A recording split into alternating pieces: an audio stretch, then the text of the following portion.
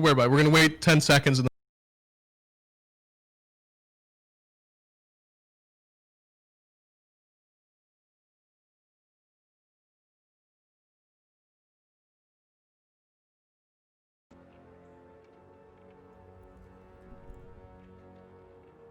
Hello and welcome back to another session of Homebrew Othos D&D with my political Andy friends.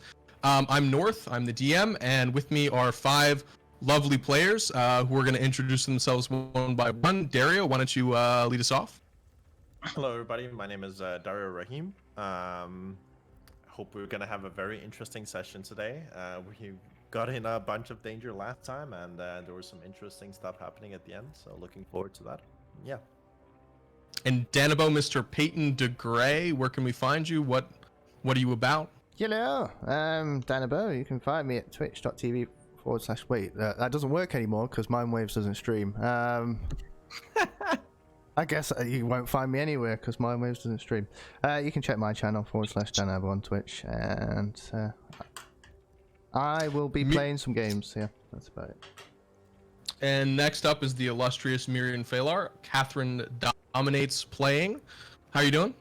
I'm doing good. MindWaves hasn't been streaming, so I've been getting regular hours of sleep, waking up to sunshine. I've been going outside. I've been eating slightly better, and it has been amazing for me. I am terrible for your guys' health. Doing art, it's been great. If you guys ever want to see me doing art or sometimes debating, my Twitch channel is just KatherineDominates. Yeah. And the arbiter, apparently, of all of our group's terrible health and or mental conditions in life. MindWavesTV, how are you doing, brother? I'm doing pretty good, dude. I just been skating. I buttered up a ledge in my backyard the other day, learned some nose slides. It's been great. I saw that. I saw that on Twitter. That was sick. Thank you. Yeah, that's about all I've been up to. I'm really excited for today. So yeah, let's find out what happens. And Freemz, the frozen monsieur, how are you doing, brother? Wait, I'm frozen again? Don't do it. Don't. In the world, Don't mess with it. Just don't even mess with it. Yeah, we'll just keep it frozen. Yeah, I'm not going to. Yeah, twitch.tv/Freemz. I do want to say, and I cannot stress this enough, former political Andy streamer. I'm a gamer now, dude. I just play games, dude. That's all I do. It's my life now. Gamer, dude. All right, there you go. Bonafide gamer gaming up with D&D. Feels good. Yeah. Who wants to? Who, if anyone, wants to recap last session? I'll do it. You do. Just kidding. If no one wants to do it, I'll do it. Okay, if you can supply me with where last session started, then I could recap the session. I just Last session started with the door being knocked down up here at the beginning of the session. So last session, Mirren was absolutely terrified that she was going to die because there was a bunch of dwarven guards chopping down a door at the end of a hallway, and 2 of the party members, Silo and Peyton, had decided to go back into their cell and just sort of hang out and wait for the guards to come for them. But fortunately, as the guards charged down the hallway, we were able to beat them in a fight. The party sort of grouped together and rallied, at which point we started looting bodies and trying to come up with a plan, but we were interrupted by some sort of deep spiritual rumble echoing to our souls. Mirren identified it as one of the sort of sub-gods of the god Valnor. At this point, Dora, the explorer that they are, ran off and started exploring the dungeon, finding out some very important information, which is that there were some heavily plated guards by one doorway, and that we were locked in from the main entrance. Mirren noticed that there was a secret doorway with guards behind it. There was quite a bit of infighting over what we should do next, including some tables being set on fire. But eventually, we fought giant spiders, we got our loot back, and then we killed some golems using pretty advanced combat tactics. Having done all that, we went to sleep because it seemed pretty safe. And then Peyton and Dora got up to some mischief in the middle of the night. And that's where we return to our heroes, Peyton and Dora, having woken up during their shift and overwatch of the party, and beginning to explore the rest of the dungeon, using the gem they found in the chest to open the mysterious magic door at the end of the hallway that the golems were defending. And they came across a red woman sort of kneeling in the middle of a series of runes at the western end of the dungeon. And yeah, that's where we come back to our heroes. One very quick rules question. Do I get inspiration for recapping? Sure. Excellent. Okay.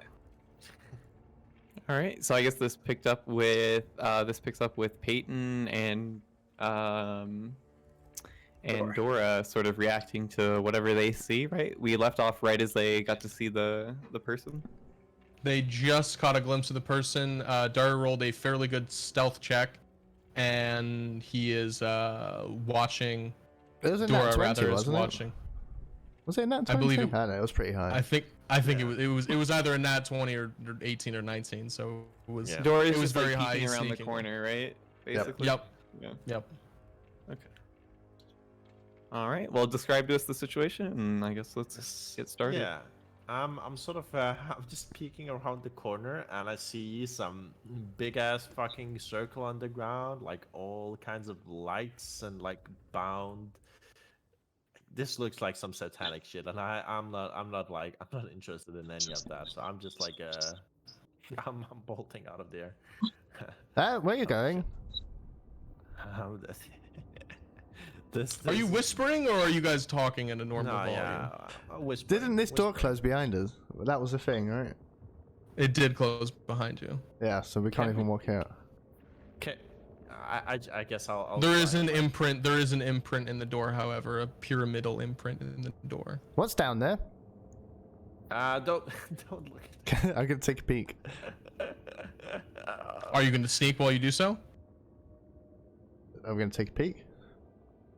Are you going to stealth? Are you going to stealthily take a peek? How are you taking this peek? Like this?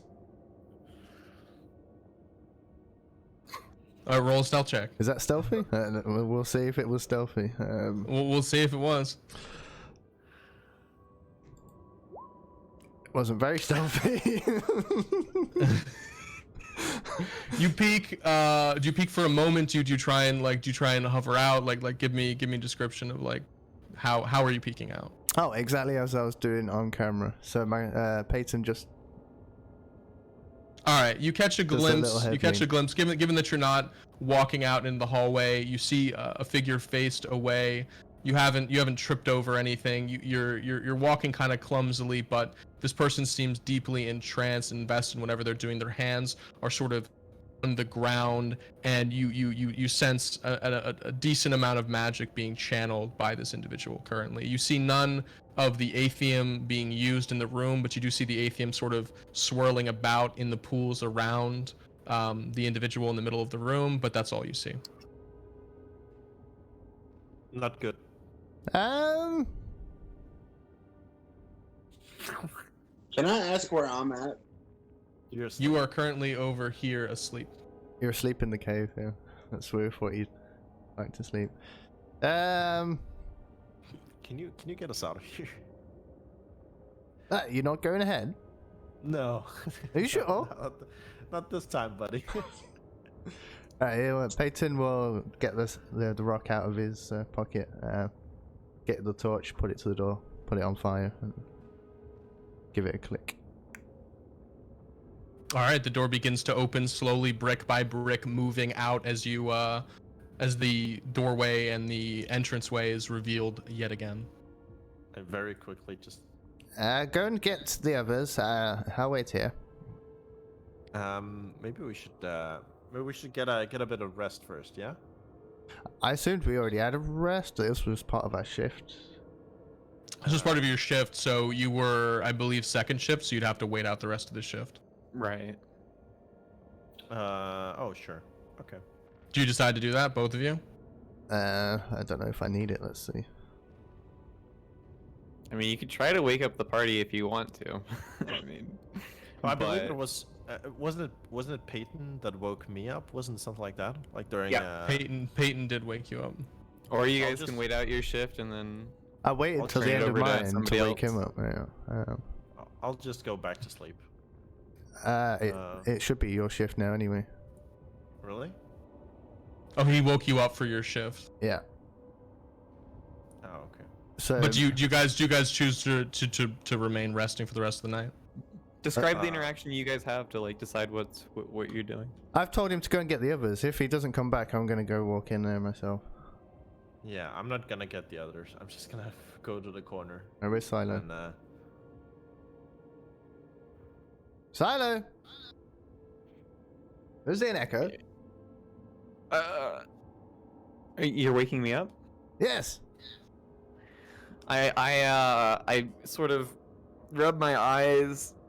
I have a bunch of eye boogers. I kind of scrape those out. I have red eyes because I smoked a lot before I went to sleep. He's saving those. I look to danabo and I look to Peyton rather, and I say, what do you want? Is it my shift or? There seems to be a creature in room over there. I thought we already made sure to clear out everything before we did somebody open it? Was the door open? What happened? Not dead, not dead. What do you? What's not dead? Do you want to see? No, I want to rest. But what is it? Should I be concerned? Very.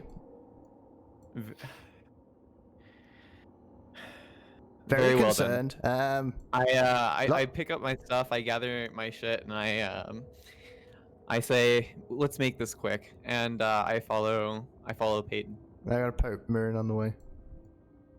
Come on. Yeah, Are you guys Mirren gonna looks retrieve like- Jinzik, or are you gonna leave him by himself? half rose. I didn't see him. He's stealthed. Yeah, Mirren waking up, seeing that apparently something's up, but that it doesn't seem that urgent. She'll walk over into the cave and wake Jinsei up, just sort of shaking the gnome's shoulders. Hey, what the fuck? Yeah, apparently something's up. You probably want to get up and come see what's happening at the magical door. And then once he's sort of awake, she'll walk off into the back. Actually, she'll wake up Dora as well. Well, okay, so I'm pretty sure he didn't get to sleep before I walked over. yeah, did Okay. I get any sleep? No, Not yet. none. Okay. I'm just gonna like. You would have had 2 hours at the very beginning before Danabo woke you up. 4 hours. Okay. Before. Do I get like a short rest then? 8 hours short rest. Yeah. Oh. We'll see what happens next. Yeah, so Yeah. Mirren, I'll just sort of shake Dora's shoulder and say, apparently we need to talk about something. Yeah, I'm just gonna be like, yeah, I saw what's in there. It's a very bad idea. I don't think that's what we should do right now. And Oh, okay. Yeah. I haven't gotten any rest. And then Mirren will Good luck. walk over to the door. Sir, Does Jinzik wake up and move at all? I'll move him. No, just Ginseng. Like, what's Ginseng doing, Freemz? I'll go with everyone else. What?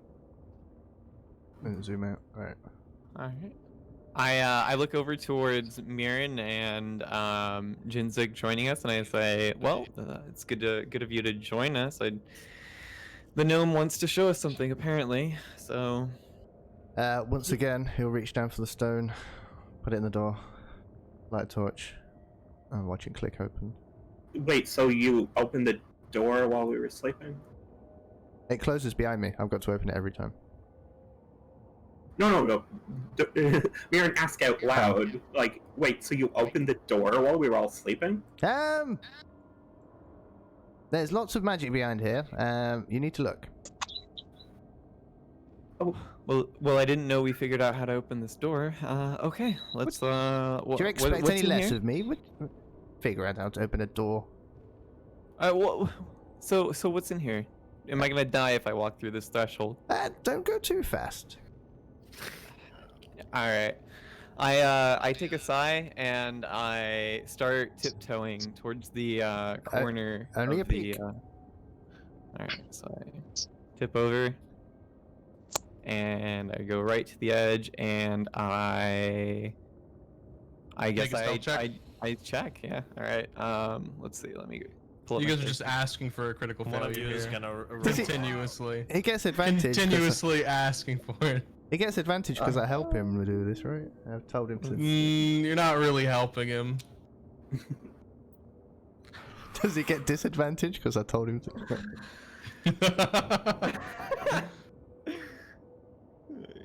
There we go. Right, what does Silo make of this then?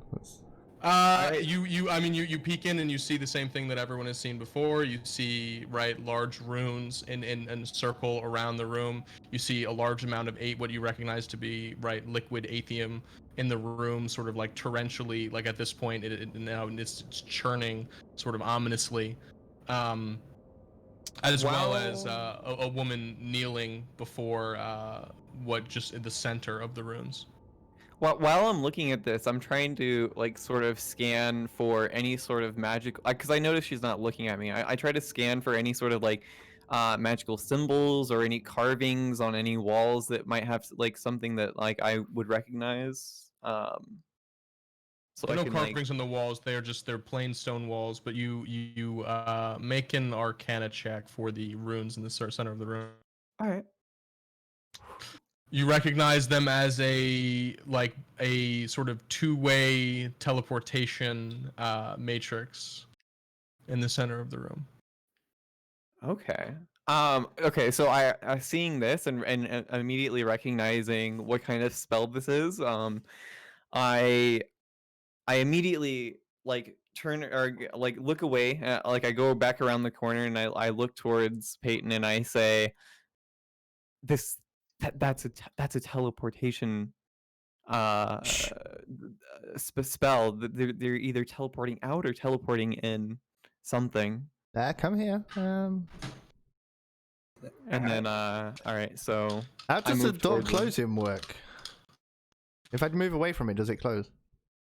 If you move away from it, it closes. Cool. Okay. All right, so I join the party and I describe this to the party and I say, yeah, I basically describe that this is a teleportation circle. And I asked them, so what do we make of this? could you tell like what the figure is specifically? Could you make out any details? As far as the woman in the center of the room? Yeah. Yes. North? Do I know anything besides just You Just saw what a robed woman with red skin kneeling. all right. Yeah, I basically just describe that to the party and I say I know nothing about the woman. I know she was wearing robes, appeared to have red skin, and did not seem to be sort of in the zone, so to speak. Do you know if it teleports people? I'm pretty sure that sort of spell can teleport people or things in or out.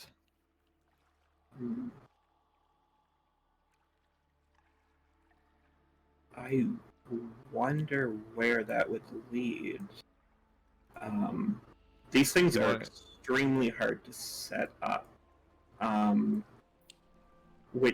It's just sort of weird because this is like a relatively small little place, right? Like, it's not as if I would normally. Yeah, it seems like a hideout. You recognize that this, right, the amount of expense paid to have a proper teleportation matrix set up, it takes, right, at least a year, doing, like, right, casting a teleportation spell in the same space over and over, to create a, like, consistent anchor.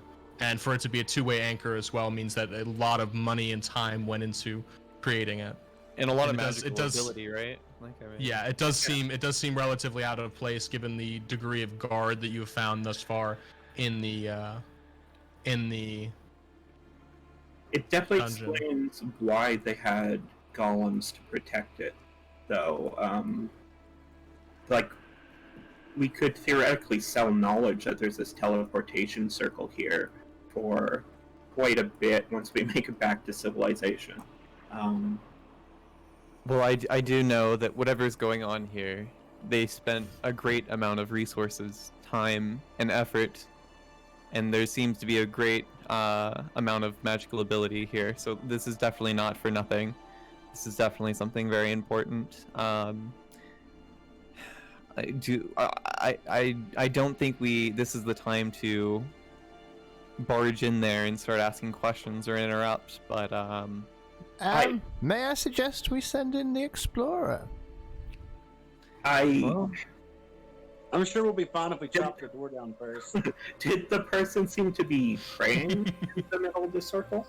Could you tell if the robes were clerical in origin or anything along these lines? did I notice anything like that about the robes? Anything in particular? Make a religion check Okay. Let's see. with advantage. Okay, with advantage. You don't recognize them in any as any I'm big specific dumb sect. When it comes to religion, You're big dumb. You are a high school atheist. True. I think I should go in and talk to whoever this is when we decide to go in and investigate, if that's what we're doing.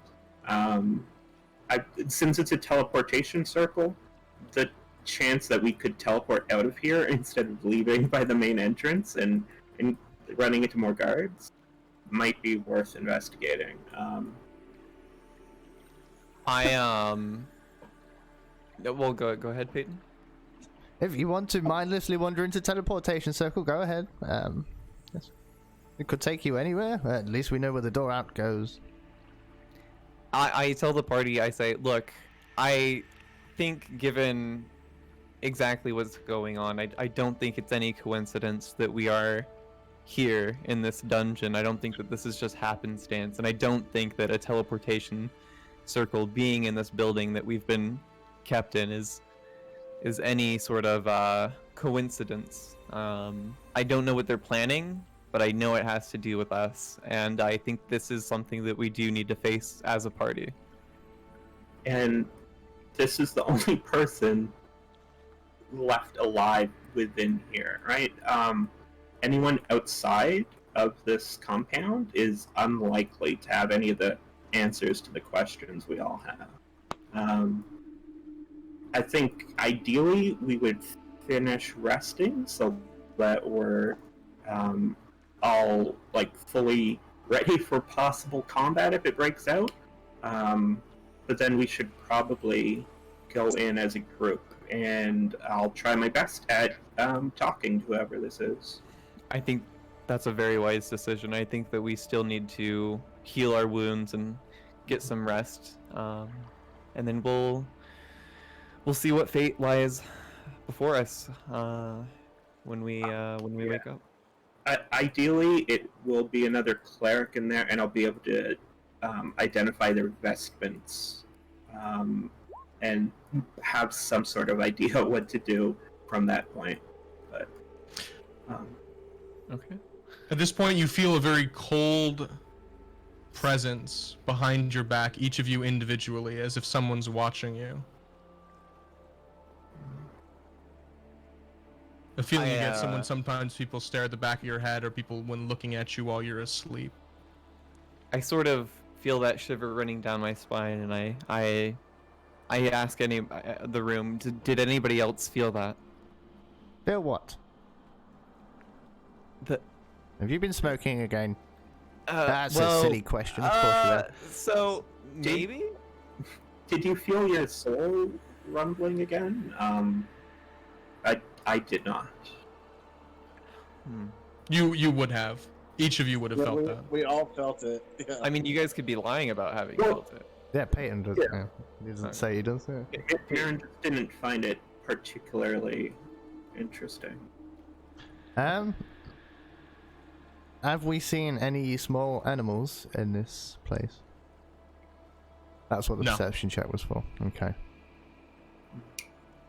I guess I look at the party and I sort of like having an odd feeling about that. Sort of just shrug it off and say, well, do we need to prepare for anything before we go back to sleep, or should we continue our rest? I think just continue our watches and deal with this afterwards. All right, whose turn is it to watch now? It was Dora, but seems to have gone to sleep.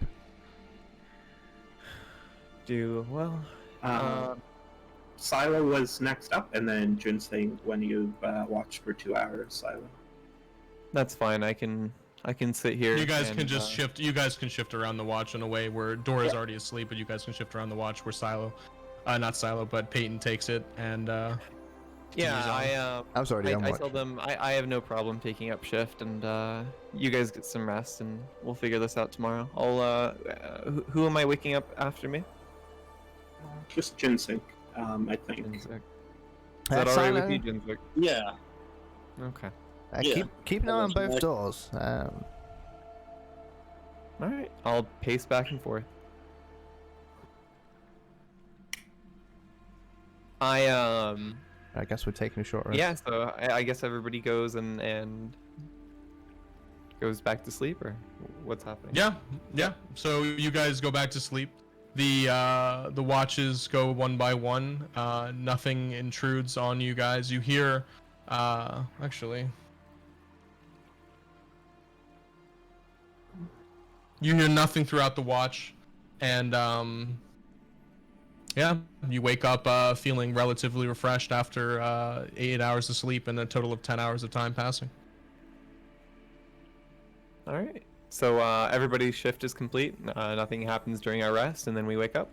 Yeah, roll hit die to recover your health. All right, sick. Can I just click the short rest? Or Short rests will replenish things that you have set up to get replenished, like so nothing. but your hit dice you have to click manually to use.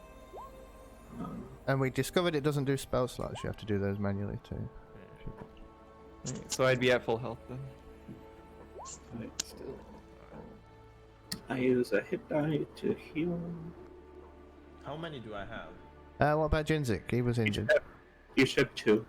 Yes, Ginseng will want. I should have 2. Yeah, 2 d10s that you can roll Why? one after the other. Where do I note how many I have? It's on your character sheet. It should say Yeah, on your character sheet. hit dice. Right Yeah. underneath initiative. Yeah, I mean, I see the hit die. Like, where do I? Okay. So it says 2 out of 2 right now. Rolling for Ginseng. Like, It says one out of 2. Oh wait, I see. Yeah, so you have 1 left, and you have out of 2 total hit die, 2 d10s. But You you spent 1. you should have recovered. Yeah, so you recovered 7 health points. You rolled it when you clicked it, and it used 1. And it should include your con. Yeah, it does.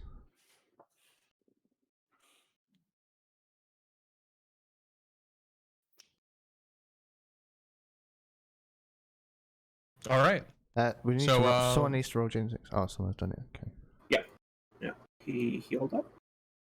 So where is everybody's did everybody figure their health out? Are we good on that? What? So Who moved All right. me? So, did you? You guys roll- were sleeping in the room, weren't you? I was sleeping next to this door. Oh, you were sleeping next to the door. Okay. Yeah. I wouldn't move. Yeah. Freemz, you were gonna say? I said, did Catherine roll for me? Yep. Okay. Yep. You are all healed up from your night's rest. All right. I wake up as soon as I sort of well, does anybody wake up first, or do we all wake up at once, or? I think we'd probably just all sort of wake up. And, You all sort of wake up at once. Well, the last person on their shift at the last time wakes everyone up one by one. So you guys are all awake at this point. I start doing my morning routine. I immediately start, doing some yoga and meditate and pack a bowl, and do that wake and bake. And Do you share? Do you beckon anyone over to share, or are you just by yourself? I am secluded sitting in the corner? on the table that's over here, and as I'm packing the bowl, I say to the room, "Green's on me if anybody wants one." Yeah. I'll do fine without your herbs, but if we're going to break our fast, I'd be happy to lead a short prayer. Well, I'm not particularly religious, but sure, my friend. And I join her. Excellent. Okay. I would, Mary, spend I'll time, wait but I'm to see. afraid I'll have to stab or shoot somebody. Do you get violent when you get high? Is that how that works? No, but my aim turns to shit. Fair enough, friend. Maybe I'll keep this pipe away from you then. I sort of wake up and I take note at the people in this room, and I see that the gnome is missing. I start looking for him. Oh, Dora, why don't you get Peyton and come have breakfast with us? He was camping out by the magical door. All right. There's two magical sort doors. of, Which one do you go to? I figure at this point I'm reaching into my bag to get some of the rations that I had collected from the bodies earlier, and I start distributing it to the parties as we start eating. So you have a total Okay. of 10 Breakfast. units. You have a total of 10 units of rations, by the way. So you're gonna spend one today, like sustaining yourselves. Yeah, I'm hungry. I got the All right. munchies.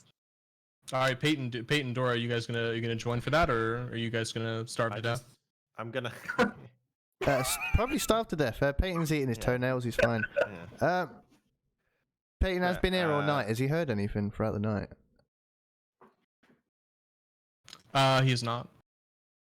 Nothing at all. Okay. Gnome, did you try the key on the other door? We did, right? But did we though? With the did. new trick? Yeah, but with the new Yeah, we didn't do it it'll with the new work. trick. The door will open. How about we get out of here? You don't want to speak to the lady? No, I very much don't want to speak to the lady. Uh-uh. I value my life. I was thinking the same. But the others might Well, want to speak fuck to the lady. others. Let's get out of here. Do you want to live? No, we got your stuff, right? We got your stuff. We got my stuff. Let's fuck off. Are you not curious? No. For now, by the way, the two of you do have disadvantage on strength checks until you eat. So you currently don't neither of you have rations on you as of now. I believe MindWaves has Mr. Silo Wet Rot has I'm pouring all the rations. he does have all the rations, so he has a total left. He's used 3. He has a total of 7 left. When units. we recovered everyone's backpacks from the magical chest, were there any rations in them? No. Not the packs were notably missing of rations. You guys only have 7 units left. Excellent. So 2 days worth. Are you not curious about what's in this room? I mean, I am, but I'm also curious about my life. I have a mission. I have a goal, and this magical circle and this fucking hellhole of a dungeon. This isn't it. The priest seems wants to go in here. Maybe we send in the priest. Well, if we send in the priest, don't you think that whatever happens in there is gonna bring us in danger? I mean, we just killed like what, 15 little people? It'll give us time to leave. Sure.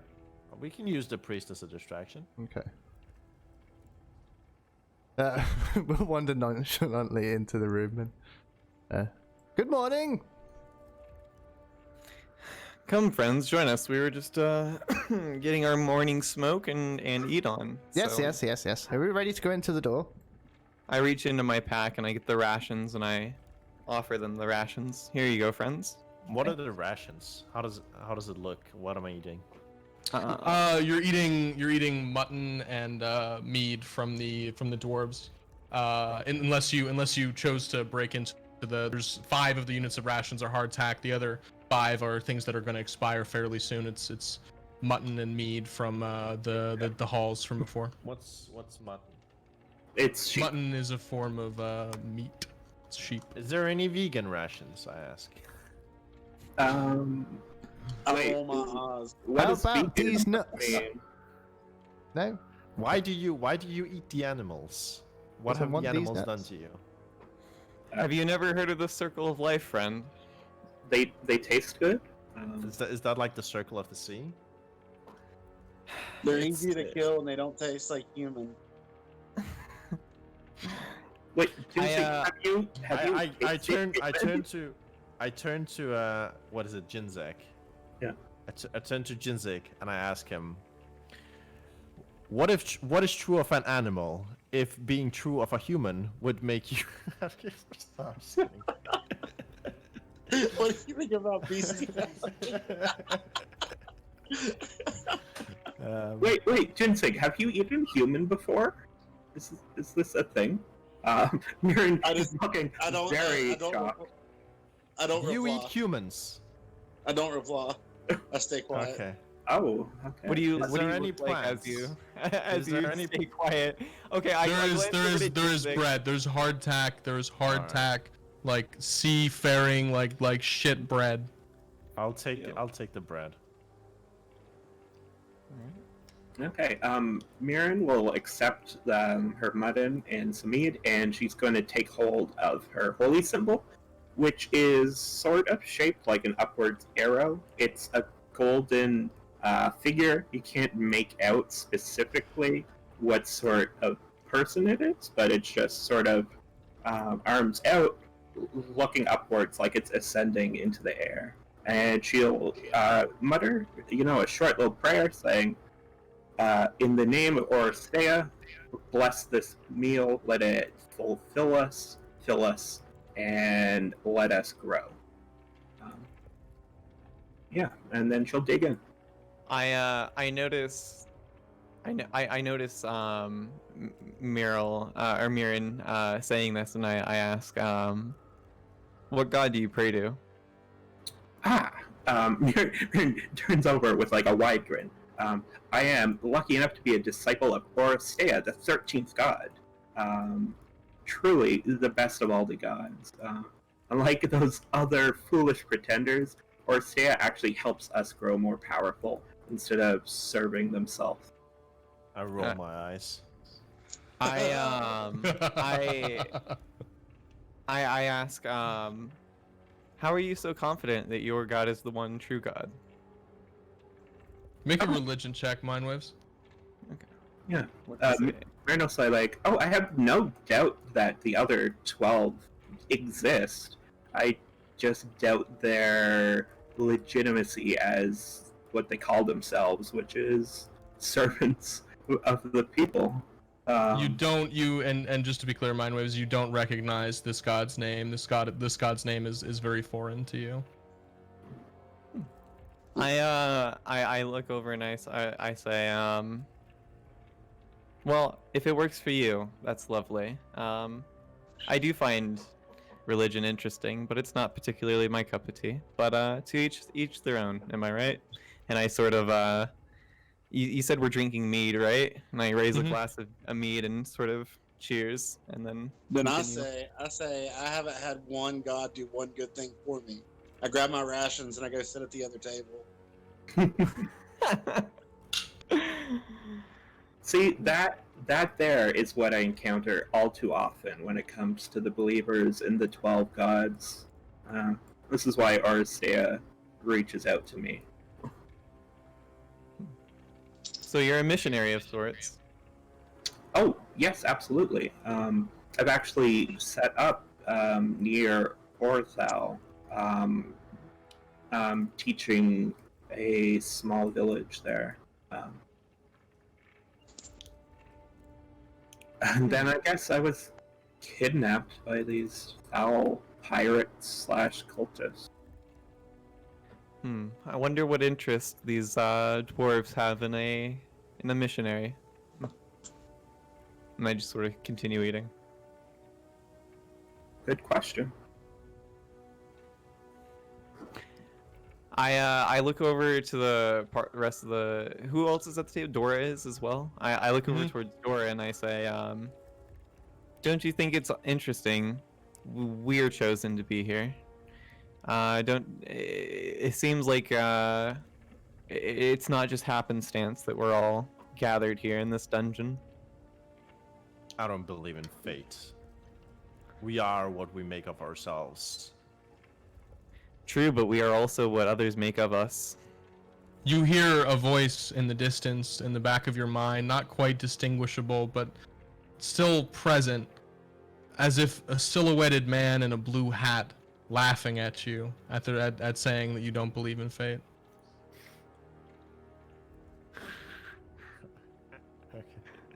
Wait, who sees this? Dora hears Dora this. does? Oh, okay. Do you react to it, Dora? Or?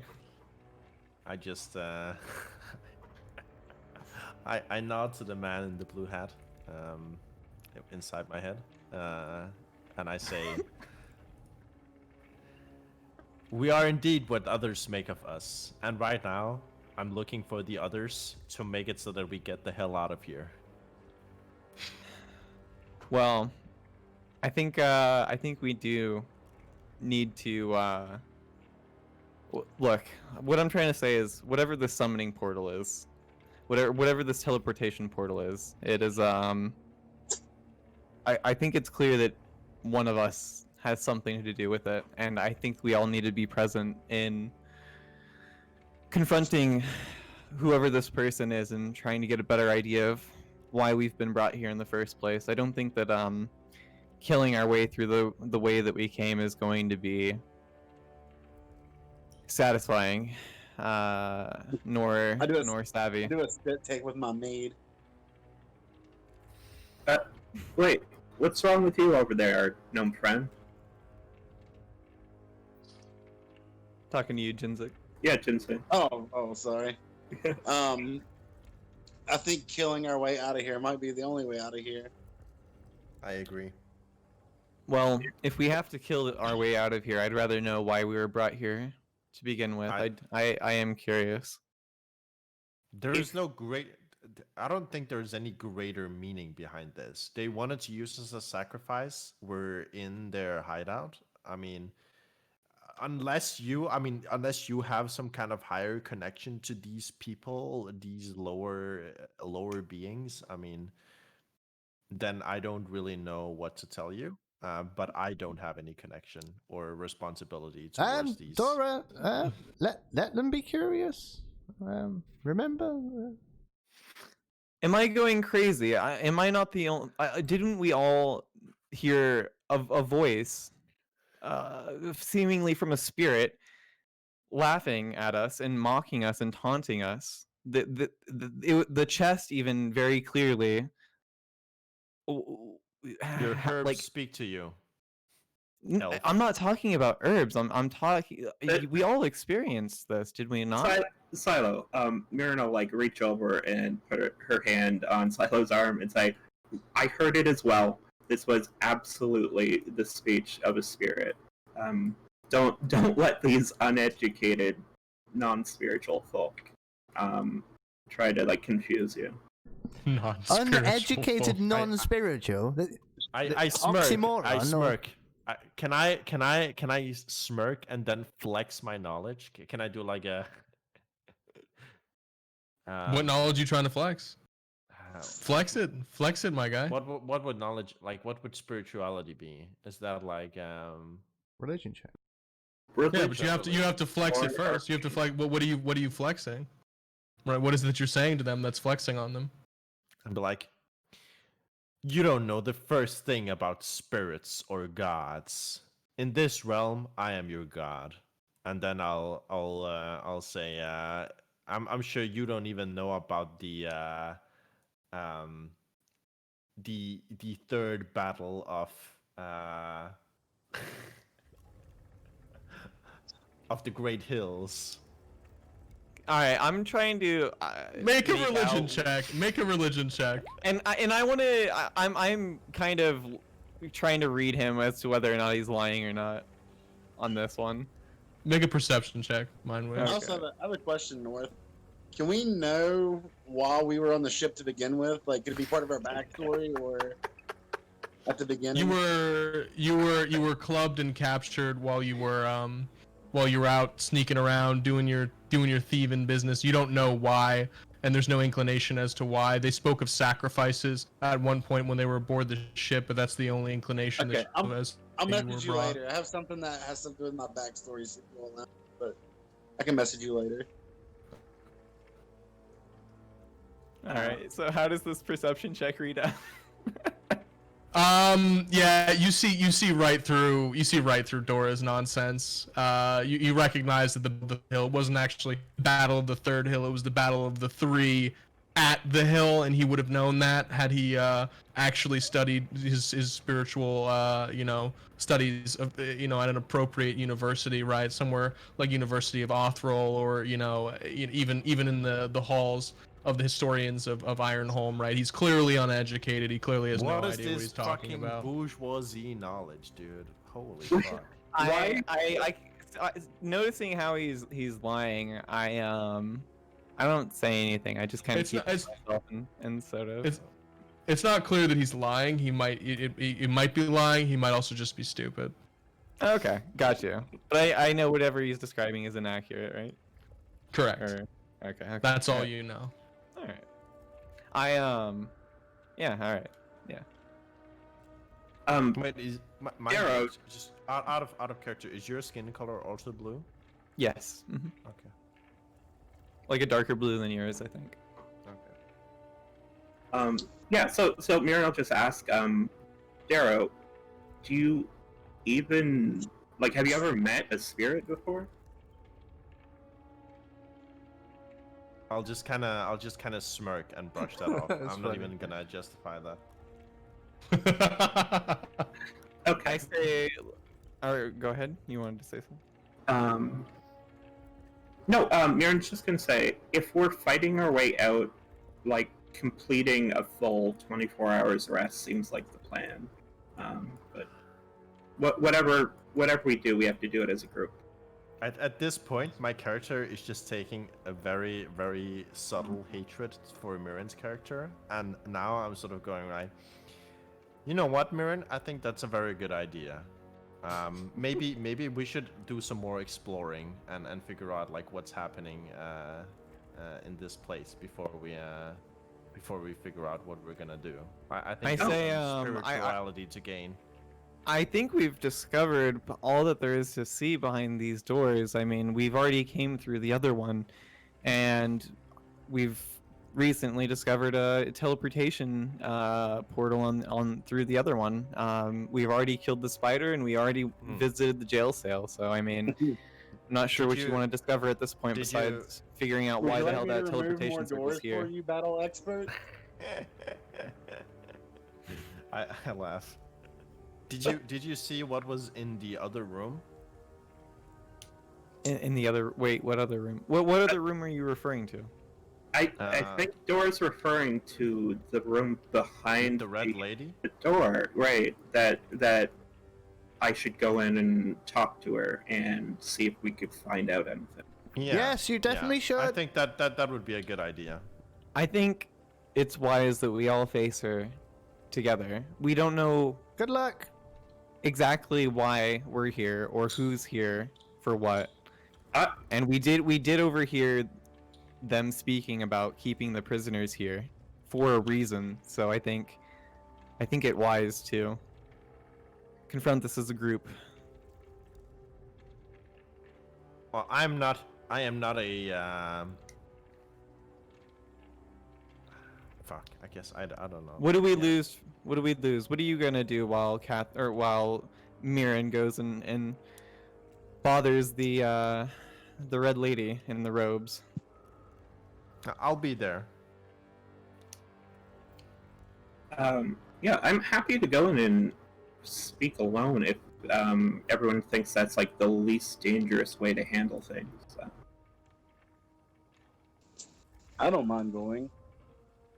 It seems like you have some sort of special connection with this person, so maybe we should explore that option. What makes you think that? Well, I mean, she really wants to go and speak to them, right? I mean, I don't have any need, and you're saying you're hearing voices that speak to you in here and all kinds of things. Like, yeah, I mean, I don't have any specific need, but if that's what you want to do, sure. Are you not gonna join us to figure out our fate and why we're here? No, I'll be there. Okay. I told you. I get up and I start packing my final bowl, and I say, and then we should be off then. And I gesture. I start moving over here, and I gesture for the rest of them to join me, I guess. Yeah, absolutely. One moment. Small bladder. Actually, Marina say I should go make my ablutions as well, and she'll walk off into the cave and go to the washroom, come back. All right.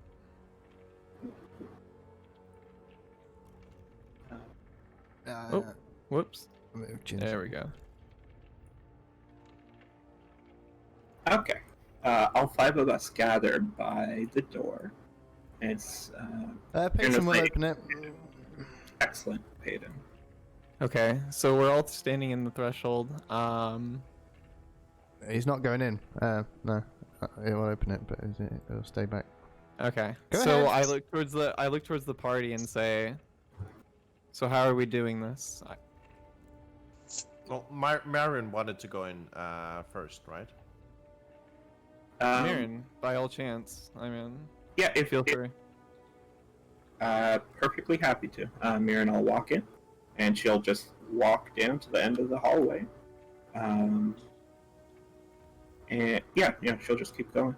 I'll just be here and yeah, I'll No, wait for the others to go in. I join. I'm right behind Mirren. Is Jenzik going in? Jenzik. Yeah. Yeah, I'm going in. Alright. All right. Oh, I'm gonna pause movement. walk behind Jenzik, and I'm just gonna stand here in the opening, make sure the door is open. Okay.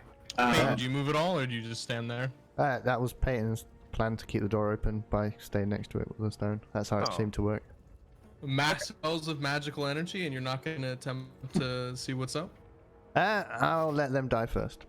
Yeah. So Mirren will walk forward and try to get a good look at this room up close. You see torrential, at this point now, torrential sort of splashing coming from the aethium on the sides. None of it manages to actually get onto the stone, but it's sort of splashing against the stone continuously as the woman sort of kneels, and you hear a humming throughout the air as, obviously large amounts of magic are being channeled by this woman in the room. What kinds of things can be done with this sort of like raw magic? Is it a component of crafting like magic items? Can you use it directly to power spells? Are you a studied arcanist? Make an arcana check. Sure. 12. You know that it's important in the casting of spells, and that it can be used to augment certain items and spell casting. But other than that, you're not really sure. You're a newer, you're a newer sorcerer. You haven't encountered a whole lot of raw aethium in your life, so its uses are a little foreign to you. Okay. How well can Mirren make out the woman? Can she tell what kind of robes are being worn? Or... Make a religion check. Okay. While this is happening, I whisper as we're grouped in this sort of tunnel, I whisper towards everybody, look, we're only here to figure out why we are here. We're not here to fight unless necessary. And yeah. Absolutely. Silo. Can I? How long is this corridor? Right. If I whisper something to Peyton, would I think that they would be able to hear that, like within reason, or? So each square will be 5 feet. Yeah. So like if I'm standing here and just like 15 feet to the nearest person, like. Yeah, you probably wouldn't be overheard. I don't think. I think, right? I just wanna. No, you wouldn't be overheard. Yeah, I want to whisper to Peyton and be like, "So, are we getting out of here?" 1 moment. We'll see what happens. Any explosions? We leave. Mirren's gonna You don't recognize the robes. Okay, Mirren's gonna search the bridge here for any sort of like outlines of arcane symbols or just traps that might have been set upon it. Make a perception check. Okay. Specifically magic traps. She gets. You detect absolutely nothing. Okay. I gotta let my Looks brother in real quick. completely mundane. Okay. Yeah, Mirren's going to just confidently walk forward, and clear her throat loudly as she connects her mind to this being in front of her. I'm following right behind. With invasive thoughts. And what thoughts do you invade with? She'll just say, hello, dwarvish. Yeah.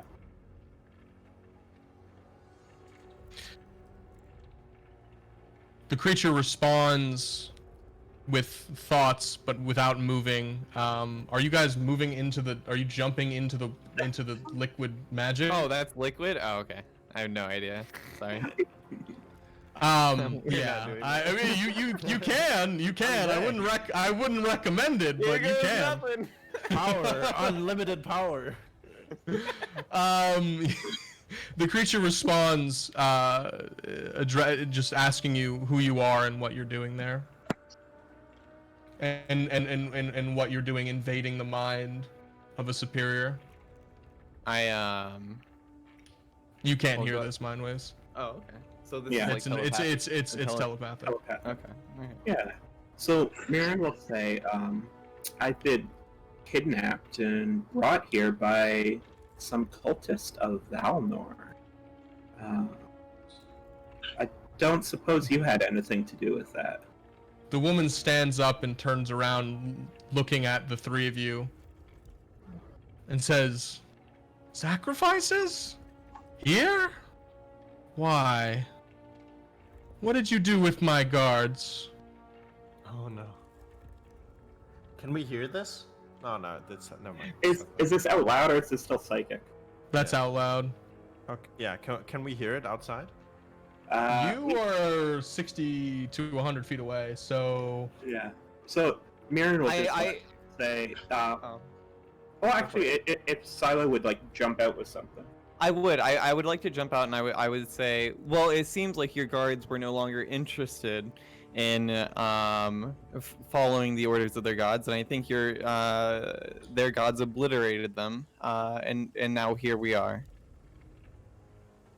Is that Yeah. true? She They turns were- around and begins to face the middle of the runes yet again, while beginning to chant magic words. Fire right from within themselves. Yeah. Wait, so again, can we hear this? No, you can't. You're too Okay, far okay. away. Yeah, fair enough, yeah. Silo! She, after chanting a few magic words, she turns around yet again and says, "Curious. And the golems you simply dispatched." Oh, that part was quite easy. Mirren in the psychic connections can say, it looks like you need some new minions. The creature steps forward to you, and it's revealed that she is not completely human, or excuse me, completely mortal at this point. Parts of her flesh are like charred, and like bone are showing through at various parts around her face and around various parts of her limbs, as she looks you up and down and says, "Why would I need you? Why would I need a sacrifice to follow me?"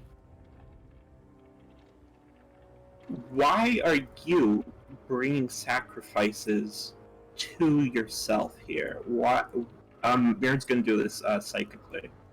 Say it psychically. Why aren't you having people go out, get sacrifices for you, and channel that power to you directly?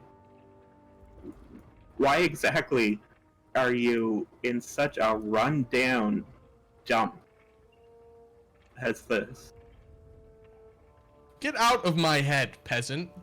It's no place for you to be, no place for a mere sacrifice to walk into my mind and begin to try and walk around my thoughts. You'll do well not to invade them again. Look, I say, look, Yeah, I simply want to know why we're here. If we are nothing more than sacrifices to you, then you can try to sacrifice us, but, I mean... And then I just sort of, my friend does not speak on behalf of all of us. We do not need to be sacrificed. Myrdal severed the mental link with this tiefling. You were brought here One sec, no. as sacrifices, true.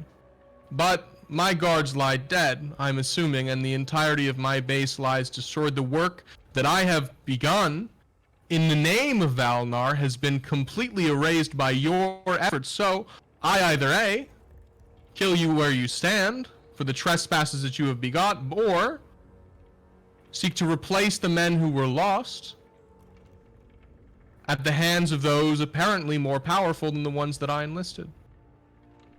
I say, why should we serve our captor? Well, now, Silo, we are not exactly captives here anymore. That's part of the issue that this spirit in front of us is having. Look, To all serve I'm a saying greater is- purpose, she says, as she walks over to the water and dips her hand in, as aethium begins to swirl around her arm and begin to encompass her entire body. I'll step forward, given the opportunity. Yeah, if Silo hasn't responded, Peyton's gone. The door's closed. Okay. All right, I'm gonna follow Pete. Okay. Are you guys doing anything in particular while you guys are? We're going ahead with our plan. Nobody responded. Something bad seems to have happened. Yeah, that's fair. We're out of there. Okay. I say to the woman, look, I know not the nature of whatever business you're involved in. I don't. You seem to. So then insinuate watch, mortal, and behold, as she walks over with the swirling aethium surrounding her arm and surrounding her body, it begins to dispense into a single globe before her as she reaches down into the middle of the teleportation matrix and places it in the middle as fire begins to erupt out of the teleportation matrix, and all around you the room begins to shake and rumble. Did you hear something? I kind of scratch my head and I go, wow, that's kind of impressive, actually. Yeah, Mirren is going to step forward directly into this teleportation circle.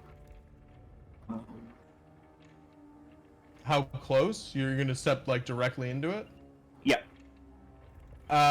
Make an acrobatics check as the fire is dancing around. Yeah.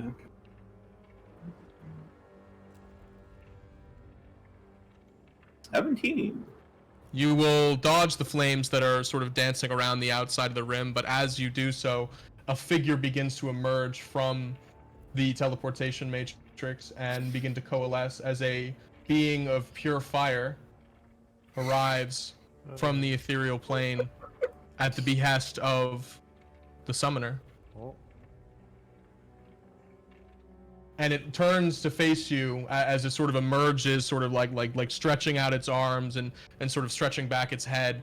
And it says, "Who wants the spirits of Valnar?" I actually cut out for half a second. Can you say that again? The spirit emerges and sort of asks who beckoned it, and then the summoner begins to explain to it why it beckoned it, and that the sacrifices brought here have overcome the guards that were seeking to protect them until they were to be given up to Valnar. And you recognize this voice, Catherine, as the voice from earlier that was sort of laughing in your head. This is the same exact voice. This lieutenant of Valnar has materialized before you. Okay, Mirren is going to actually fall to her knees, kneel in front of this spirit that has been summoned.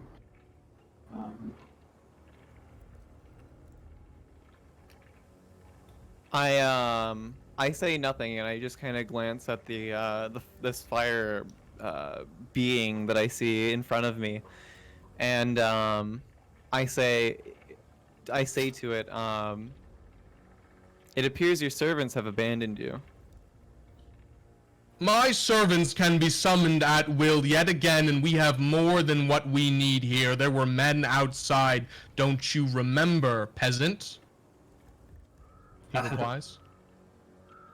Dead men, if they enter.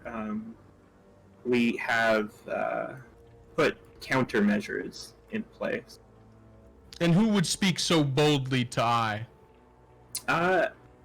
My name is Mirren Felnar. Great one, and I am going to be your new servant. Despite the grammatically challenged nature of the fire elemental, it sort of nods to you and asks how you dispatched its guards. I am a sorcerer and was able to stage a prison break with the feeble aid of a few allies. It narrows its eyes and at you and says, "But why should I entertain this audience? Why should I not burn you where you stand and reduce you to ashes in my circle, in my domain, in my lair?" Well, you work for Valnar, do you not? You have goals that need to be accomplished, and clearly those who are working on them for you here are not only dead, but completely terrible. Can I ask out of character? So Sure. when this fire demon god whatever speaks, is this like something all of us hear like previously, or is this like a local? It's localized now. Okay. He's only speaking where he is, but you can hear the rumbling from when it erupted. Like that shook the entirety of the But I don't corridors. hear like the speech. You don't hear the speech Okay. now. Muriel, I am blessed to have a shard of spirit in my soul already. I have far more potential than any of your petty guard.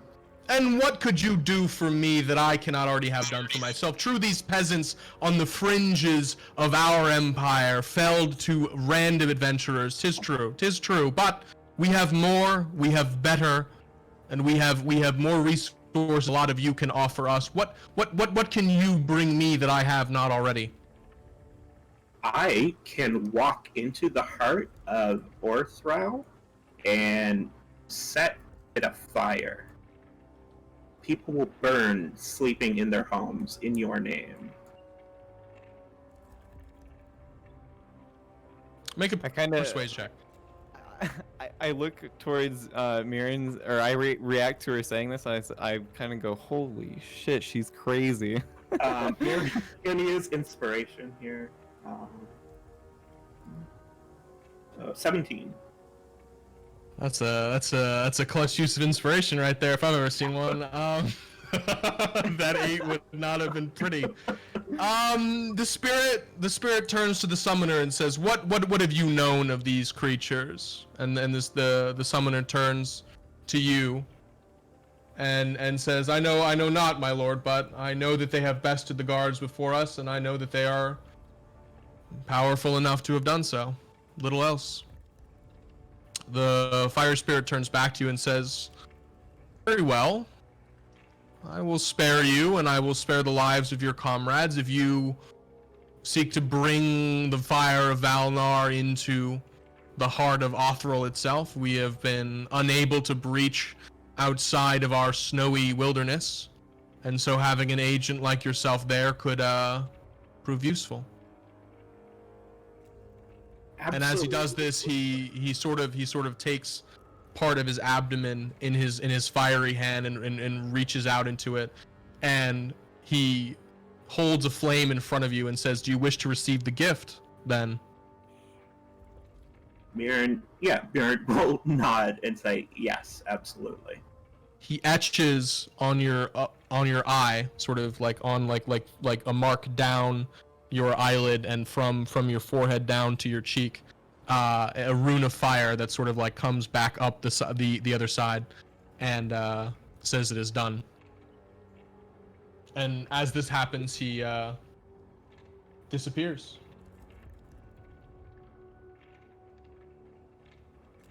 Okay. And the woman again will kneel and begins praying yet again. Okay, since Mirren is already kneeling and next to the woman, she's going to take some time to try to listen to the prayers and see if she could identify anything useful in them. Make a religion check.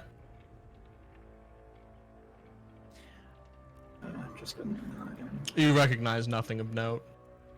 Everything that just went on is kind of making me question what the fuck I've gotten myself into. I get my pipe and I pack another bowl and I come and I sit down next to them kneeling and I smoke it as I begin to meditate as well. Trying to overhear her chant. Or is she chanting to herself or what is? She's not chanting. She's kind of humming. Mm. She's kind of humming, but Like a other than mantra or that, some shit? yeah. Then I look at him and tell him I'm gonna need to hit that. What? What'd you say? So I look at Salo and say I'm gonna need to hit that. Well, the last time I offered, you said you were gonna kill us, but fuck it. I'm feeling dangerous, and I gesture over with my pipe and I offer it towards you. Do you join me? Yes. All right.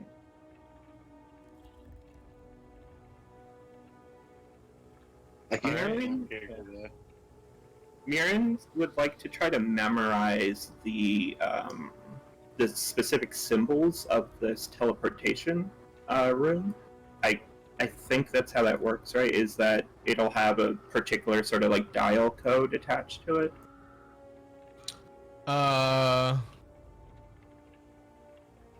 Let me check actually. Sure.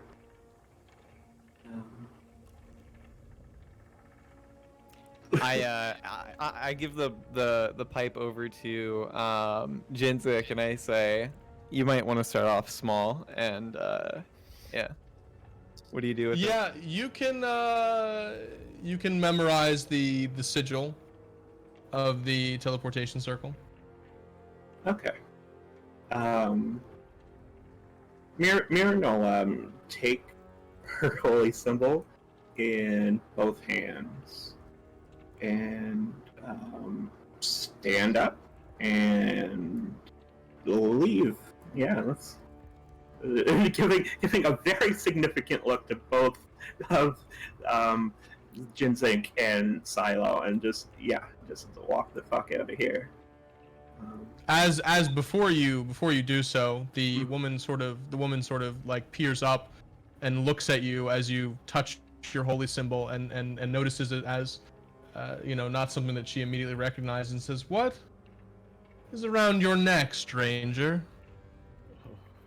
Oh, just a petty enchantment. Make a deception check.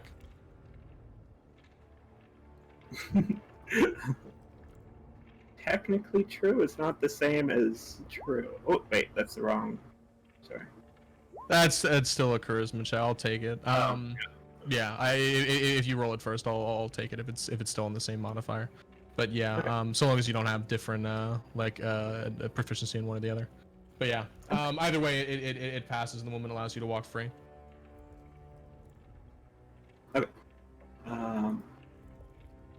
Coming to the end of the bridge, Mirren's going to search in her pocket for anything to like scoop up some of this like purified magic, but she doesn't have anything, so I suppose Peyton is going to be upset.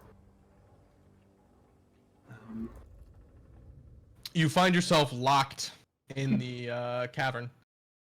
The door is completely sealed shut, and you don't have the gem that the gnome had took from you earlier. Have we been able to get out during this?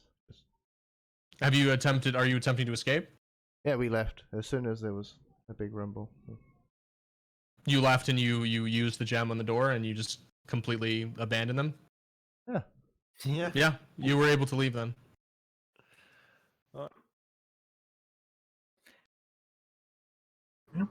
For the time being, though, we'll consider as you guys are leaving, they're currently where they are, so they're trying to get out of where they're stuck.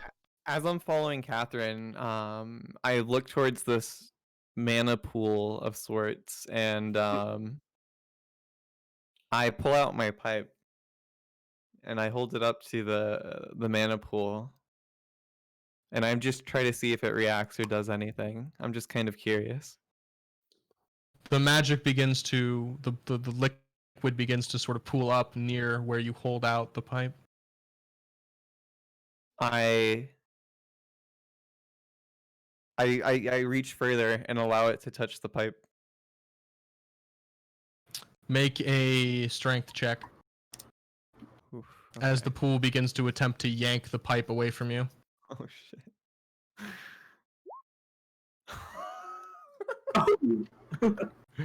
Allowing it to wash over the pipe, but managing to yank it back, you prevent the waters from fully touching or really really imbuing themselves within the pipe, and you snatch it back from the waters. I don't know how to react, and I just kind of act surprised and tuck away my pipe and continue on my way, I guess. And you are faced again with the door that's sealed shut. Yeah. Alright, so Peyton's plan was to send Dora the Explorer out first. Just real quick, what is Jinzik doing? Is he? That's what I was gonna say. Can I reach my hand out to try to shake the woman's hand?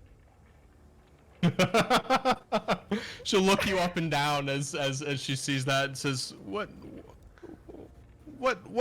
strange rituals are these humans? Get out of my sight. No. And I run off humbled.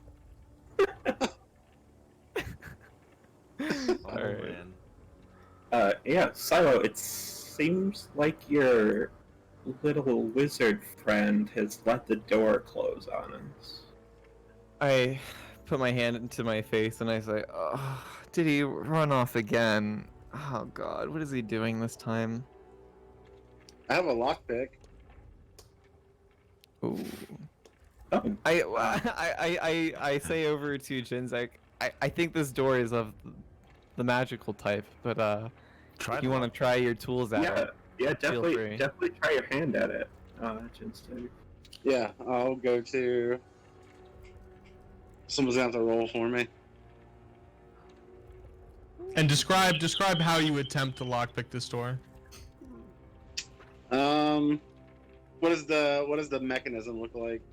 It's a pyramidal sort of indent in the door that you saw previously. You saw Peyton DeGray push in and like a gem into it and then channel fire into it.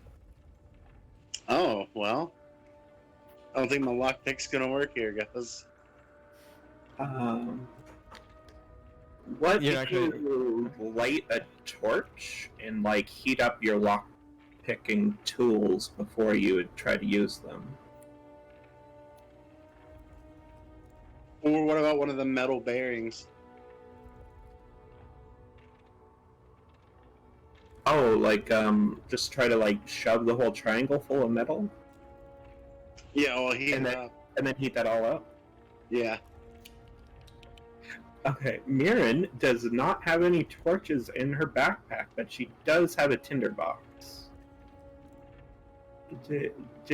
So she'll ask out loud. Do either of you have a torch? Hearing your deliberations, the sorceress will walk over and sort of grumbling to herself, human dwarves, gnomes, elves, pretenders, and it will walk over and sort of like just like shuffle past you, place her hand on the door, and you'll see like wisps of blue liquid come out and enter the door and open it for you. Has Mirren As she shouts, "Leave me be!" Has Mirren seen anything that like stands out on this woman during our interactions? Does she have like any jewelry or like a belt pouch or anything? She has an orb sort of tied to her belt, but that's the only thing that you notice other than the robes themselves. As she goes, oh, sorry, go ahead. No, you first. She's doing something. Well, I was gonna say as she goes to like as she opens the door and then leaves. Before she leaves, I'm packing another bowl and I offer. Do you want one? And I see how she reacts. Her eyes narrows and she doesn't even respond. She just walks by, sort of humping. Yeah, Mirren's gonna take that exact moment to try to, carefully grab that orb from the woman's belt while she's distracted. Make a sleight of hand check. Love it. The woman notices you obviously attempting to pilfer her orb and just looks at you with eyes that are sort of lit aflame as the sort of like marred bits of her flesh begin to ignite. Yeah, and Mirren will walk the fuck out of here. No, you certainly will not. You will roll for initiative. Oh yeah. Okay. Do you wanna, before this battle, do you wanna do the break or We could go over to before this battle. We could go over and deal with what you two are undergoing currently, and then go for the No. break afterwards. Do you want to have a break, Dario? No, I was just like, I mean, if we're gonna have a break, probably like halfway, it's probably good, right? Or Well, it's up to North. I mean, it's up to you guys. If you guys feel like you need a break right now, you're fine. I'm cool to keep going. I'm good. I got maps for days, boys. I got things to do for days. Yeah. I'm good on a break unless anybody else needs one right now. I mean, I could just go for like a pee and some water and stuff. Yeah, That's fine. Okay. like 5 minutes. So let's take a 5-minute break. Sounds great. All right. We'll be back, chat. Give us 5 minutes, and we're gonna piss and continue. Small bladders. Small bladder, small bladder.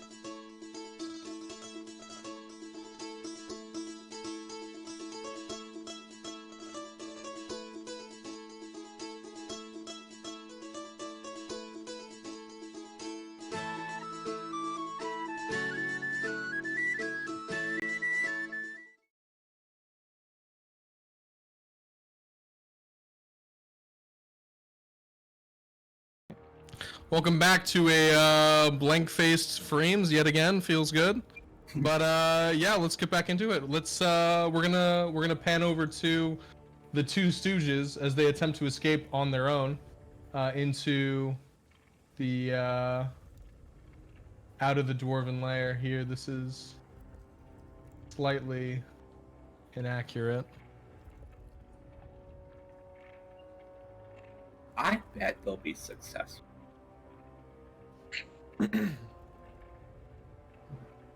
Do you bet they'll be successful? That's a curious thing to bet. I just hope this fire lady doesn't think that I'm endorsing anything that Mirren's doing. Okay, I want to be on good terms. These three dwarves were the dwarves that were bringing you in, so you guys are. Wait, don't see we're still on the other map. Yeah. Oh, right, yeah. Because I don't drag you until I fix the things. Yeah. Of course. So you find yourself over here, Oh, where? over on the Okay. eastern side of this map. So you're gonna have to readjust. All right. Does this happen right away? Can I like move stealthily over here? Like, or Yeah, you can move is stealthily there- over here. I'm just showing you where you're entering from. You're not just immediately like poured out to it. You guys can assume you're both like sort of back in the Sure. spot. Is there a light? Like here? Like, is it dim? Is it dark? What is it? It's dim. It's fairly dim. Like you can look across. Like you see those lights sort of like coming from like above to the west a little bit. Those are fairly lit up, right? Like you can see the lights Alright. coming down, but the rest of it not so much. Cool.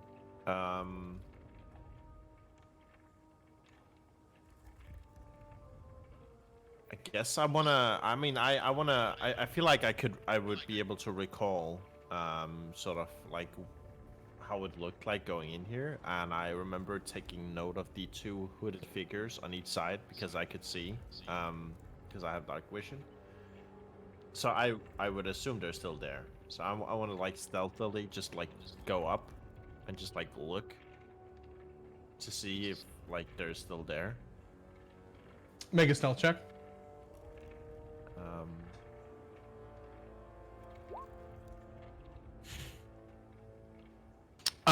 As you do so, the hooded guards look out to you, and they begin to immediately take notice of the fact that you are like sort of stumbling around. I look back and I say, not good, and I wanna cast an Eldritch Blast on this guy.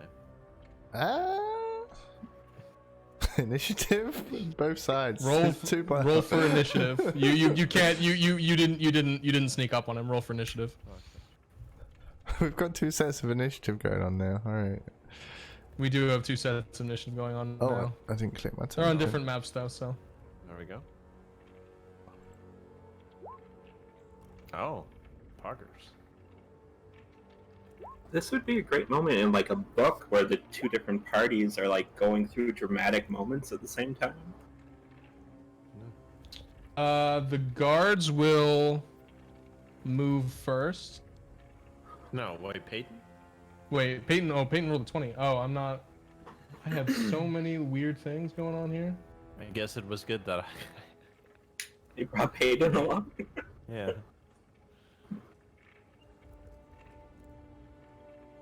All right. Yeah, Peyton and then Dora will go first. So Peyton, it's your turn.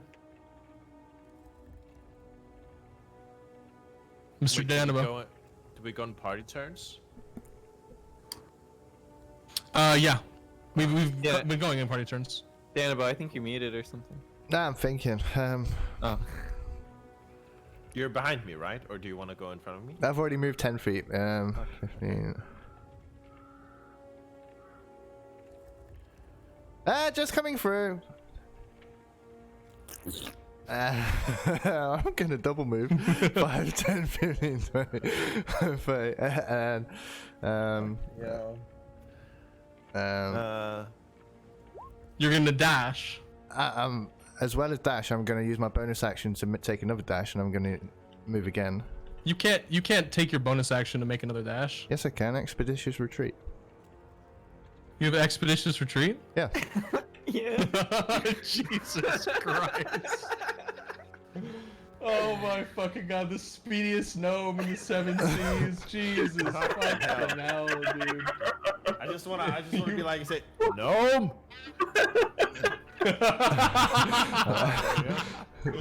Wait, so how far are you moving? You're moving. Whoa, wait, you're moving. So Oh this my is God, this is why are 30 you doing feet. this? This is 30 feet. You're going 30 more feet, and then you're going. 30 more He feet. lost. Wait. He lost So 5 you can feet go- going through me.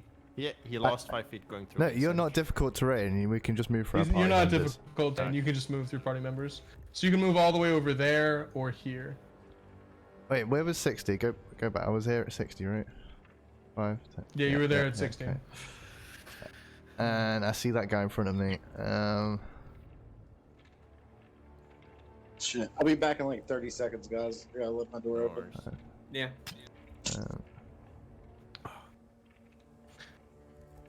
No, that's 10. Alright, 5, 10, 15, 20, 25.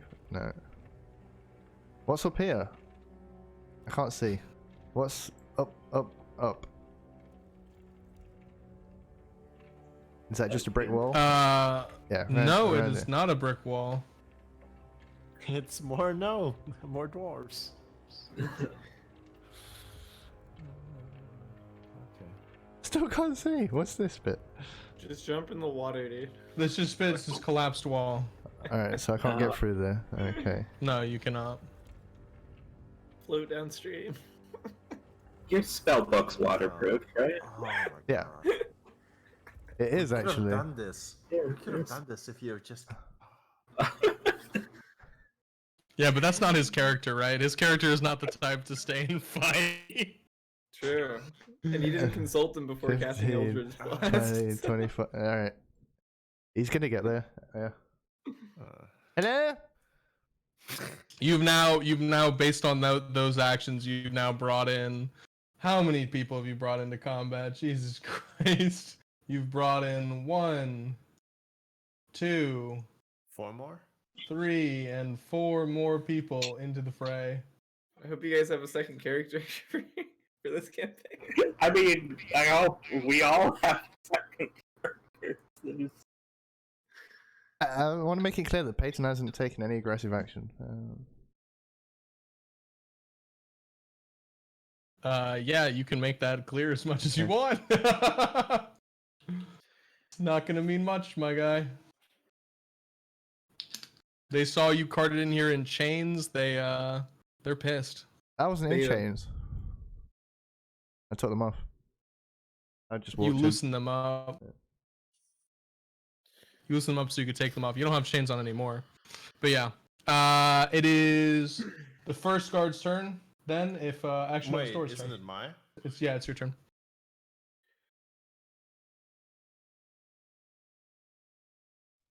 Wait, no, he rolled the 14 for initiative, and they rolled the 16 and 17. Yeah, but it's What did party you- Yeah, but we movement, go on party turns. Oh, okay.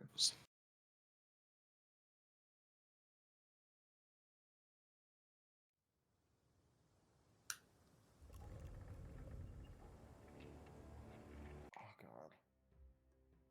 Good luck.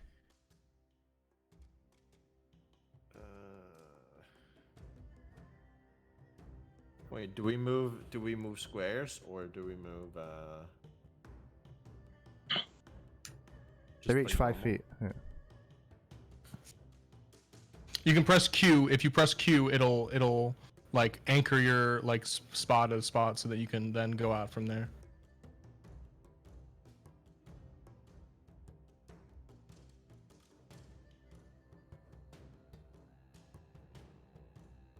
Fucking hell, why did you do this? That's Is only the 80 door feet. locked? I've got one more square to move in. Right? Is the door locked behind us? Did we move that far away? Definitely. He moved. He was the one with the gem. The door's locked. Well, yeah, but it only starts like contracting itself once we move away from it, right? And he just moved Yeah. away So from he it. he just moved away from it. This is 6 seconds that he dashes 90 Yeah. feet in an ungodly surge of gnomish momentum.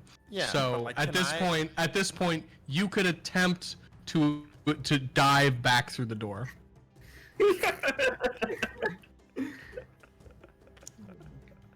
But it would involve an acrobatics check.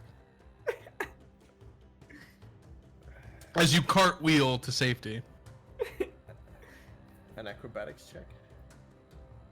Yep. Are you gonna attempt to do that?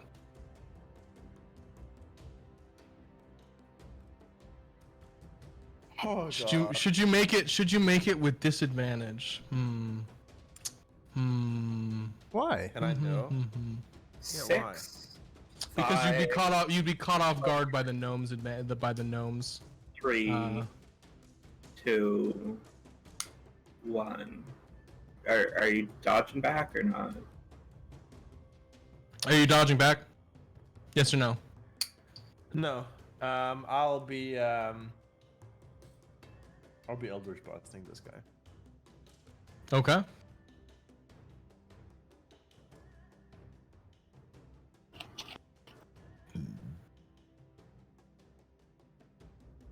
Four damage. You hit him for 4 damage. Unlucky. So is that the minimum roll? Is that a minimum roll? No. You hit him for 4 damage, and it will be his turn, I believe, as he walks up to you and attempts to attack you with his short sword. George still has movement if he's using it. I'm not. Okay. Sure. It's a It's a miss. 12 hit, and he will miss. Oh, fuck. Can I change that, dude? Fuck. Too late. Can I metagame that a little? Can I? No. Well, okay. Okay. What are you trying to metagame? So no metagame. Would we consider like this closed off, right? Like, is he standing in the? No, you could walk through that. No. But like, if this guy moves up here, could he attack me, or is that like a closed off? Because I feel like that's like a square, right? Yeah, it is closed off. He would have to make an attack with disadvantage, Okay. Cool. Yeah. That was all. which is what he's gonna do. He's gonna move over here, and he's going to attack you with disadvantage. Hit me with it, North.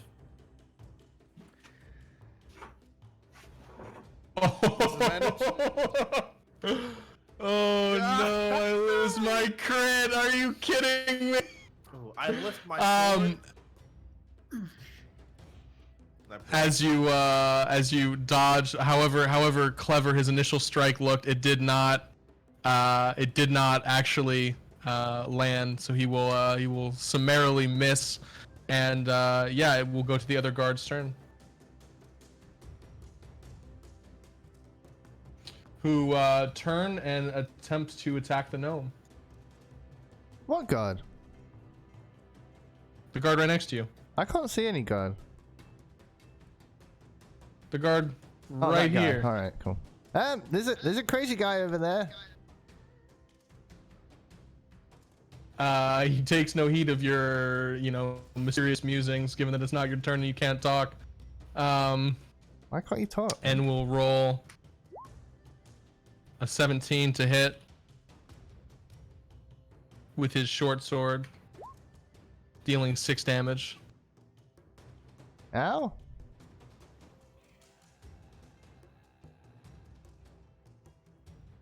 I'm gonna miss my gnome buddy. Can you at least soften them up? As the next guard will move towards you from the other side, making a dash action to get in range. And the third guard will move as well to the side, but he doesn't really have an angle of approach. Actually, no, he'll move. He'll realize that he has no angle of approach, and then he'll move back and go for a dash action, trying to get in range. What's this? He walked forward, realized there was no room to attack the gnome, and then moved backwards. Very confused.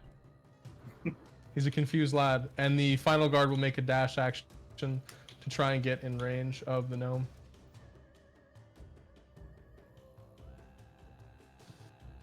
And with that, it will be Peyton DeGray's turn. Disengage. I can't see anything down here. It's all black. Yeah, you cannot see it quite yet.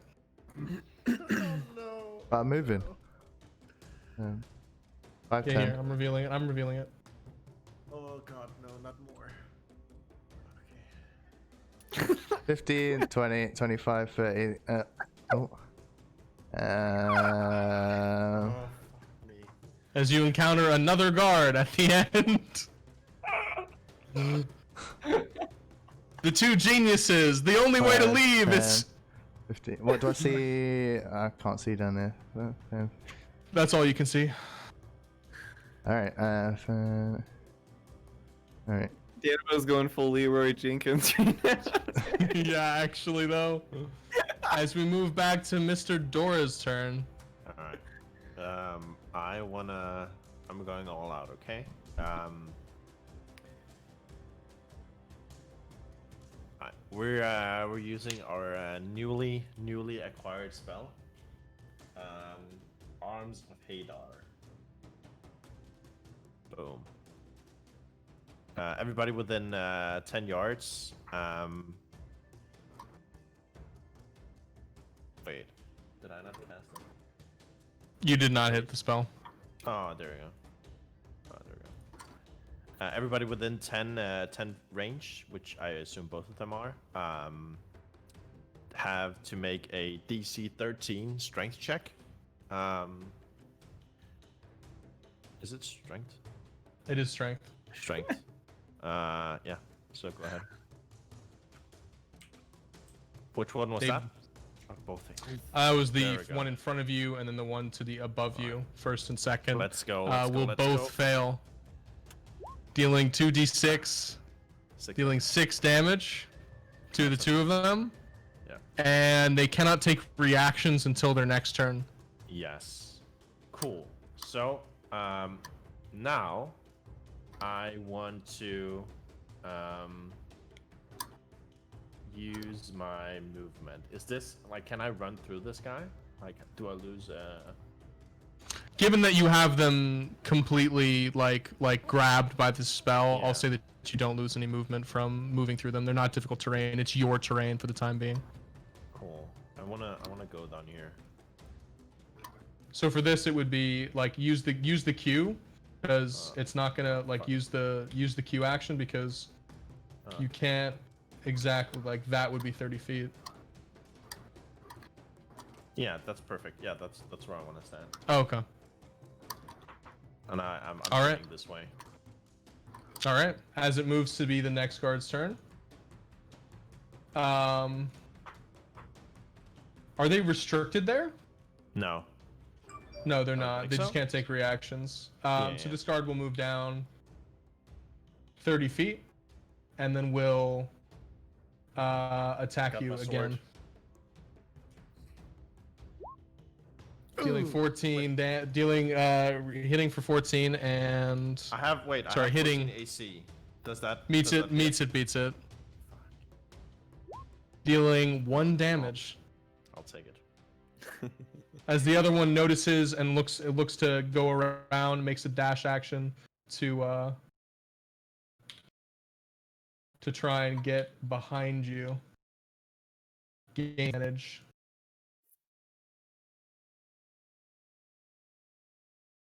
Oh wait. When he when this guy hits me, is this the low one, like the one that I've hit before? It is. Okay. Do you mind if I do a reaction to his hit? What was your reaction? A spell. You have a reaction spell? Yeah. Yeah, sure. All right.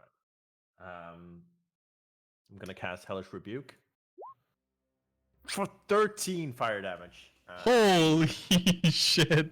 If Wait, he, casting time 1 action, not 1 reaction. The spell is one reaction. He just must have it wrong on his sheet. Oh, okay, he has it wrong in his sheet. Well, I don't know. It's weird. It says like one reaction, which you, I don't know. I think there's like something with the coding of the sheet or whatever.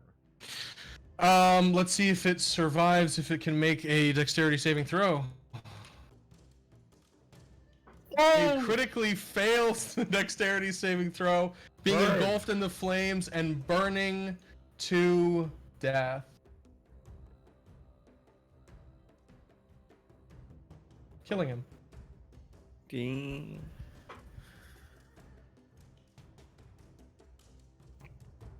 Foiled again. As it moves on to the other guard's turn, who begin to chase the gnome. In no particular order.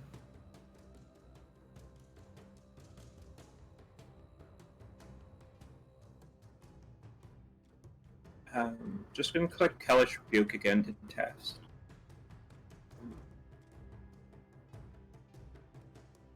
Okay, it'll be fixed for next time you use it.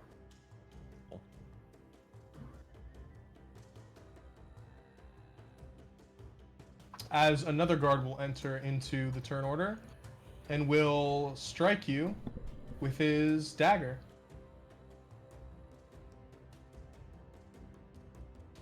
Wait, did you crit that one as well? You did. Yeah, a lot of damage.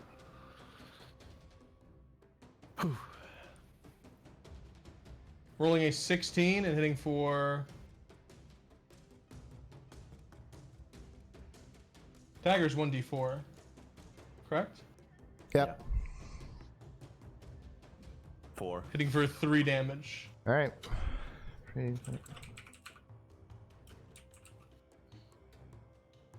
How much you've lost? You've lost 9 10. health, right?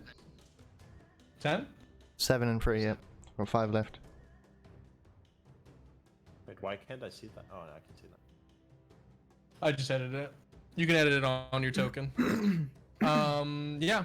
And it will go back to Mr. Payton's turn. Can I see some map? Yes, sir.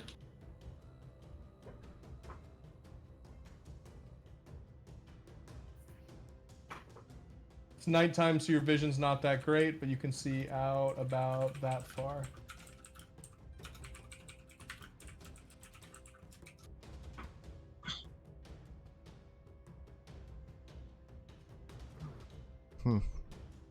Even with 60-foot dark vision, I can only see.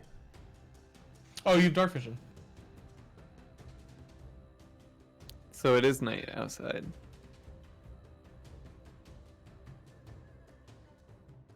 So you can see all of this.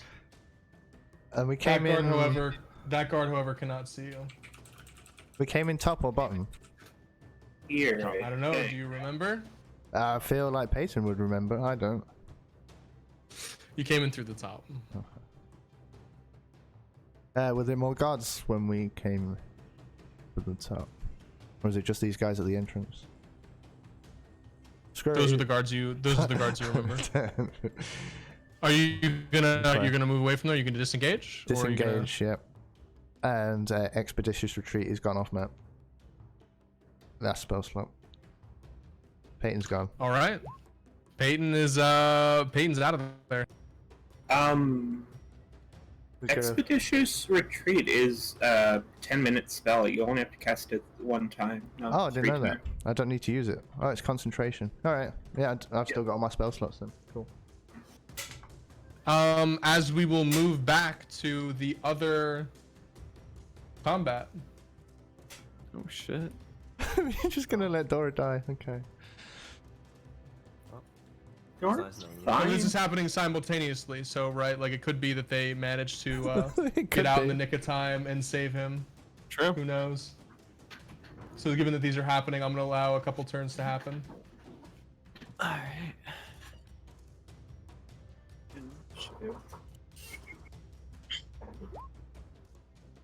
Ooh, Wait, I don't. Do I gain any spell slots from the rest?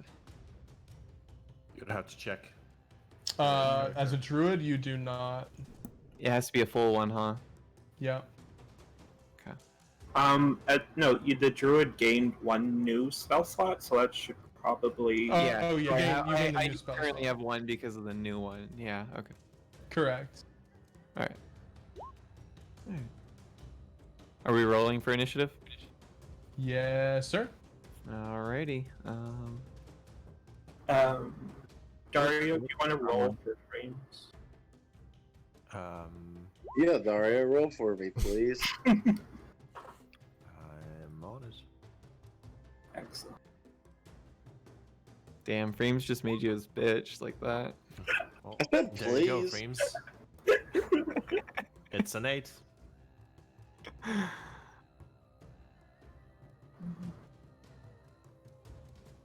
Well, that's not good. You're still ahead of the fire sorceress. Don't worry. You're chilling. You're Jay chilling. All right. As combat initiates, it is Mirren's turn. Yeah, as the sorceress gets all angry and uppity, Mirren is going to grab that orb away from her. Make a Jesus. Make a strength check against the opponent's strength check. Can I distract her with my 8.5-inch gnome penis? You're too far away. It wouldn't come. It's pretty into- big. She can see I it from mean- far away. It's, How big it's got it is. pretty long reach. I mean, She will fail the strength check, and you wrest the orb away from her. Holy shit, Catherine. Okay, Mirren is going to run 30 feet the fuck out of here.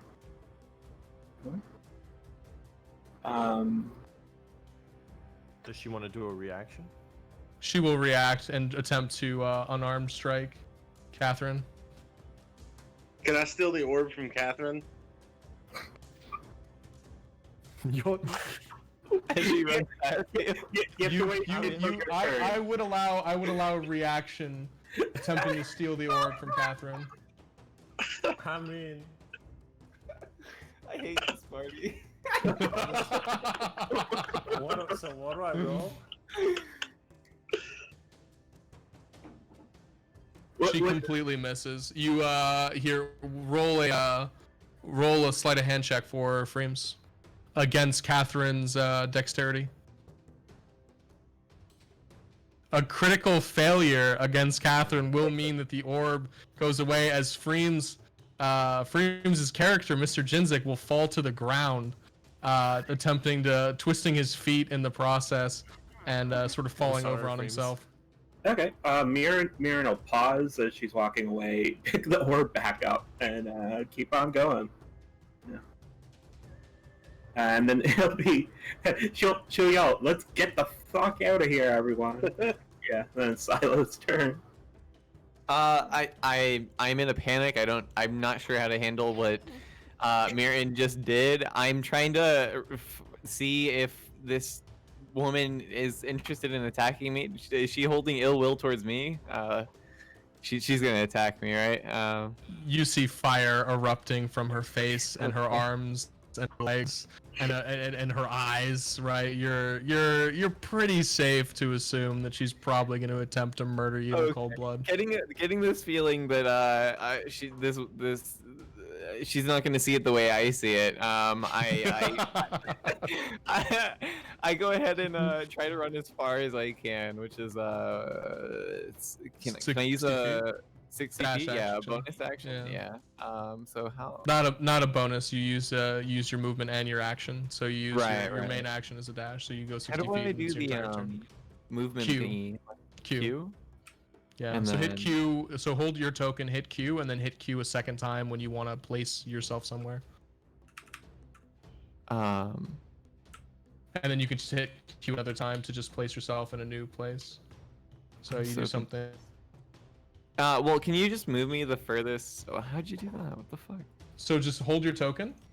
Mm-hmm. Begin to drag it. Press Okay. Q, and that'll put up the arrow. And then you just press Q again to place in a spot. So I'll place you in 30 feet. I hit Q once. I hit Q a second time at the 30 feet marker. I hit it a third time at the 50 feet, and a fourth time at the 60 feet. Oh, okay. So let's see. So you're getting the fuck out of dodge. Yeah. Yeah. All right. So wait, can you just tell me where my character would be? Yeah, your character would be over here. Okay. So all right, there I am. All right, and yeah, that's it. Freemz, it's your turn. Chinsig just Okay. fell face down. Oh no. Yeah, I guess I follow Scylla. So you have to use your movement action to stand up because you fell down with that critical failure at attempting to get the orb. So then you have a bonus action for dash, and then you have your movement action still from your main action. So you still have 60 feet of movement, right? That it should only be half your movement speed to stand up usually. Oh, right. Yeah, it's 15 feet.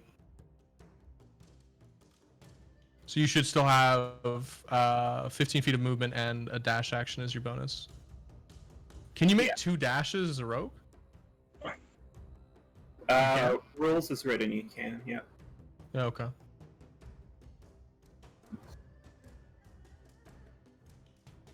Yeah, I guess that's all I can do really right now. Okay, so you can run quite far. Let me get 15. And how far is he going? To the If he's going to the full extent, then it means he's going 75 feet. Here? Yeah. on the table. Yep. Okay. Ginseng frickin' books it past for everyone else. Yeah, I'm like Naruto running. We have a lot of really fast gnomes in this party. Yo, gnome rogue and gnome wizard base. Do you want to try and steal the orb when you run past Myron? No, I was only trying to steal it because I have a crush on the red lady. You're gonna give it back to her. I was gonna give it back to her and show her my 8.5-inch gnome penis. So how about it? Thank you. Christ almighty. The sorceress will walk in. Will actually step back for a moment. You can't really see this, but I'm gonna describe it to you anyway. Walk back to the aethium, dip her hand in the pool, and envelop herself again in the waters, and step back 15 feet and make a and just go back. So she hasn't effectively moved at all. So it's another round. So it is another round. It's back to Mirren. Alright. Okay, Mirren definitely can't close that magical door. So, it's not gonna have a lot of options, really. Well, I mean, don't sell yourself short, right? You don't know what you can or cannot do.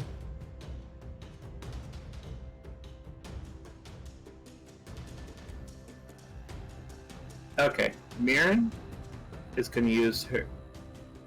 Is going to take a moment to try to like examine this board. It would like try to see if it's special in any way, or if it just seems to be like a standard. Oh, it better be special. Like standard arcane focus. Make an Arcana check. 13. You can see, peering into it, you can see sort of like a fiery sort of like essence inside of it, and as you sort of like hold your magical sort of will above it, you can notice that it can change shape. As you focus it, it can change shape from the orb into other shapes. Oh, Mirren is going to change its shape into a pyramid. Actually, if that worked, the door would already close. She didn't open it with the, to your recollection, she didn't open it. She didn't use the orb to open up. She used her hands. Mirren's going to attempt to change its shape into like a pyramid, like the key was. Does that work? It does work. It changed shape. Awesome. Okay, Mirren's fucking running. So we got 30 feet. Is changing the shape an item interaction or a full action? Yes, identifying it and changing the shape or an action. Okay. Mirren will get here, and because she doesn't want to give any information away, she'll use her bonus action to start a mental link with Silo, and say to Silo, I have another key. If we can get to the door, I can open it. 50% chance. and that'll be your turn. As it moves on to Silo Wetrun. Alright, so I move as far as I can to the door, so another 60 feet, which would be, let's see, 5, 10, 15, 20, 25, 30, 35, 40, 45, 50, 55, right here. Alrighty. And then I would, I can't respond to Catherine, can I? Or to, You can. You can. It's Using a bonus action. Yep. Okay. I use my bonus action to reply saying, noted. And then, yeah, that's it. And it is now Jinzik's turn. I run as far as I can, the same direction. Alright, if you run as far as you can, you run all the way to the door and stop. Okay. Did you get my DM though?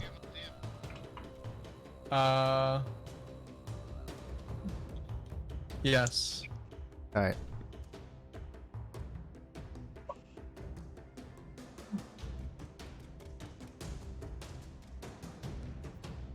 Which part? You decide. It would have just dropped. Oh, did you just drop it? Yeah, I mean, where right. did you drop it? It had no need for it, so it's just gone. And you decide whether the door or the rest of them fine. Make a perception check, Freemz. A perception check? Yeah, Dario, make him make a perception check. Ooh, critical perception check. You notice at the foot of the door, given that you haven't even spent your remaining movement, you only had to spend 60 feet to get to the door. You still have your main action. You notice a small pyramidal-shaped gem on the floor. Okay, I'll pick it up. All right, and with that, it is the fire sorceress's turn, and she will walk forward.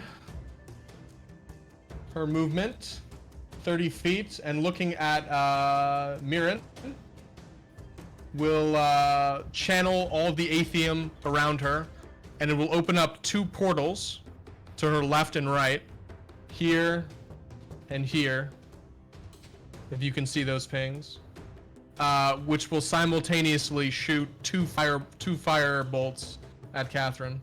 Okay.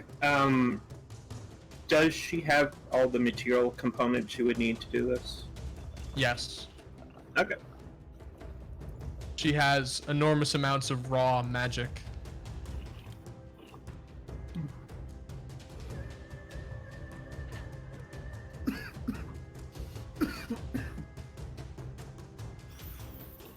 Oh wait, I can. One of the portals will go completely AWire and strike her in the face, dealing 8 damage to her, and the second will strike Catherine for... No, Mirren will actually use her reaction to cast Shield to defend herself.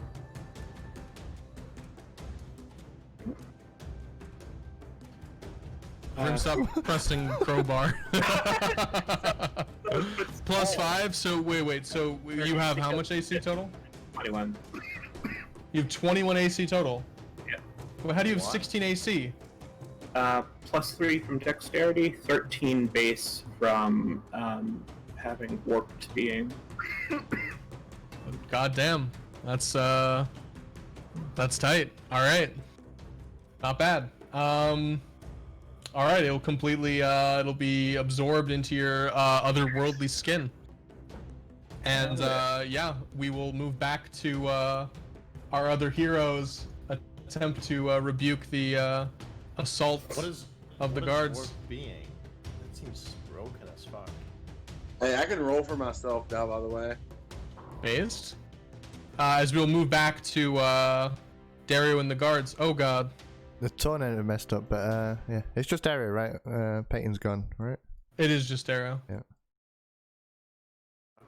It's not that good. It's worse than Draconic Resilience from being a dragon sorcerer. Hellish Rebuke is like way stronger. Hellish Rebuke is nutty, actually. Hellish Rebuke is a spell. Is a spell, though, yeah. It's not just a passive. True.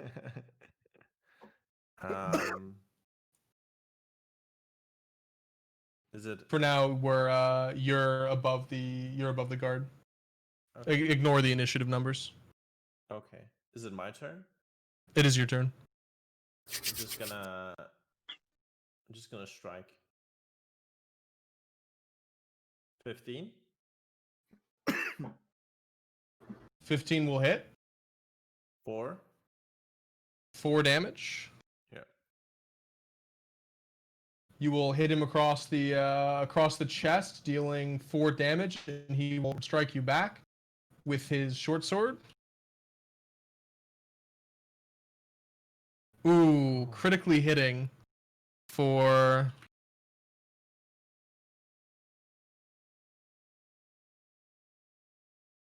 9 damage.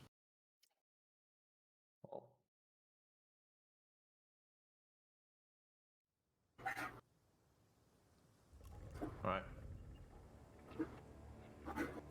And it's your turn again. I'm gonna hit him again.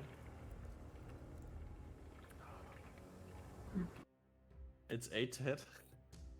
8 to hit does not hit. And he will strike you again. Missing completely. As we will move back to our other heroes. Okay. Is there anything else going on now? Yeah, you don't know quite yet. As we move back to other heroes who are fleeing the scene of the orb theft.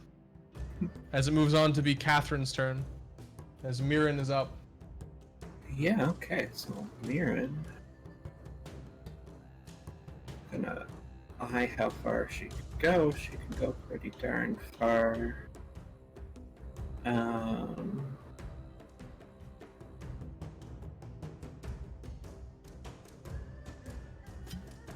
Mirren is gonna run forward. And actually, I guess Mirren can't tell that Ginseng picked up that thing, so she's just gonna run straight forward, and she is going to hold out what was once the orb, but is now like a pyramid with a fire inside it. So that then she'll hold it out to Silo and say, "Take this. It can get you through the door." And that'll be Mirren's turn. All right. Next up, Silhouette Rot. Can I refuse to take that orb? Yeah, absolutely. Okay. Mirren's So just like, yeah, "Oh." I tell Catherine, or I tell Mirren, I want nothing of that. I don't want to touch it. I don't know anything about that. And I move towards the door myself. And that's it. Jinzix, your turn.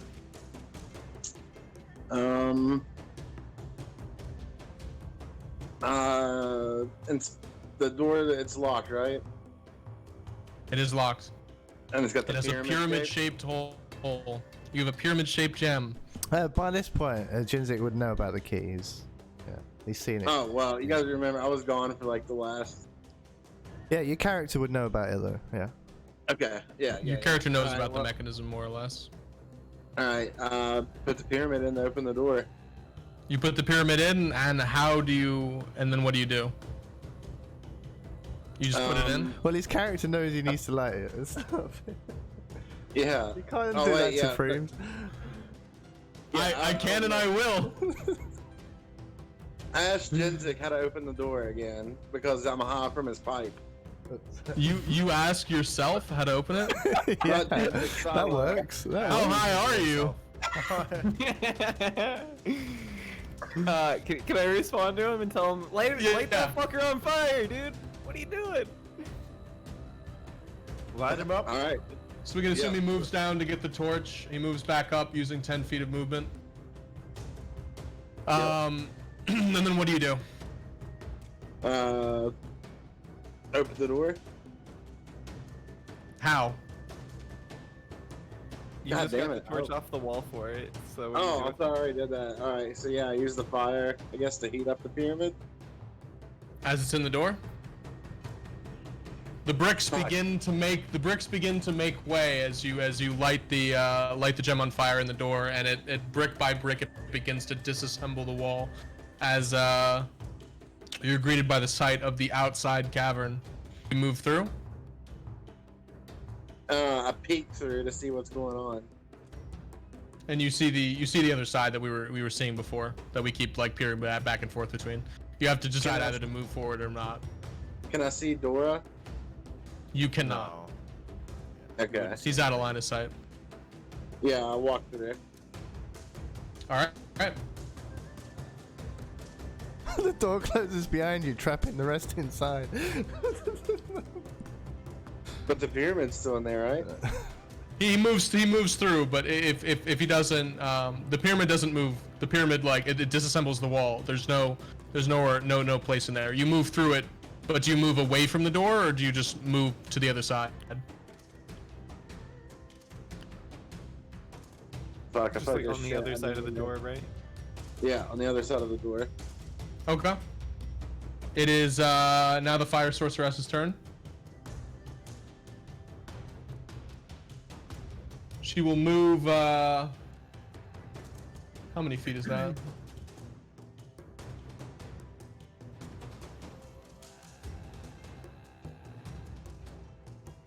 She'll move 30 feet.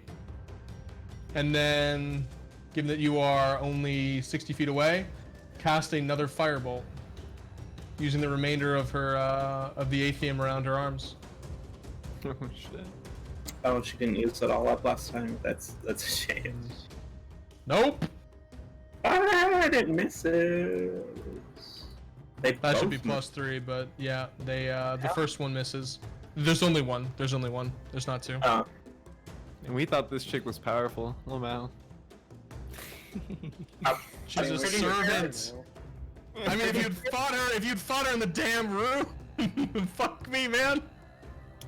She's useless outside the room. I didn't anticipate you guys would be pussies. theoretically, Alright, more powerful if she still had her orb, you know? It's... Yeah, also the orb. Also the orb's kind of a problem. Yeah. Right? She's her shit's spent here. Alright. As it moves on to Mirren's turn yet again. Go back and kill her.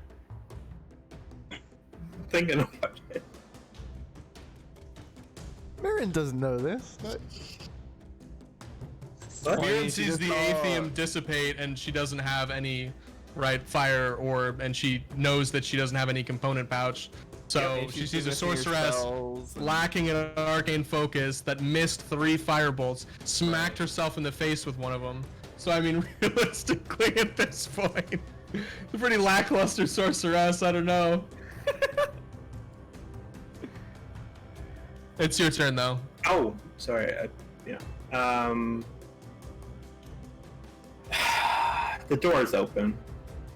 I got her. The fucking- door is open. There's nothing worthwhile here. Yeah, Mirren is going to just book it. Yeah. She goes 20 feet out into the other side. That's her turn. Sila's up next. All right. The door's already open still, so I see Go that through? Jinzik. I see that Jinzik has already gone through, and I join him. I stand right next to him. All right, and with that, you guys will join the other adventurers on the other side of the wall.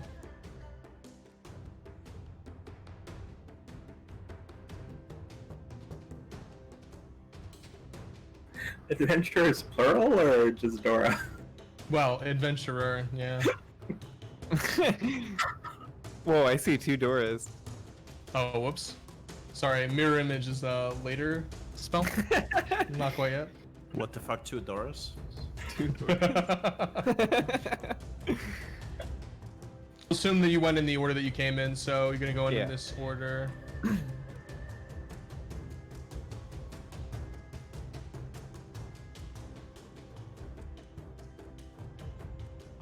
As it is moves back to Dora's turn. What were your guys' initiative? Just re-roll for initiative because you guys are in new combat now. Joining, yeah. Yeah. Let's see. Wait. I think I can roll for myself now. Hey, let's go.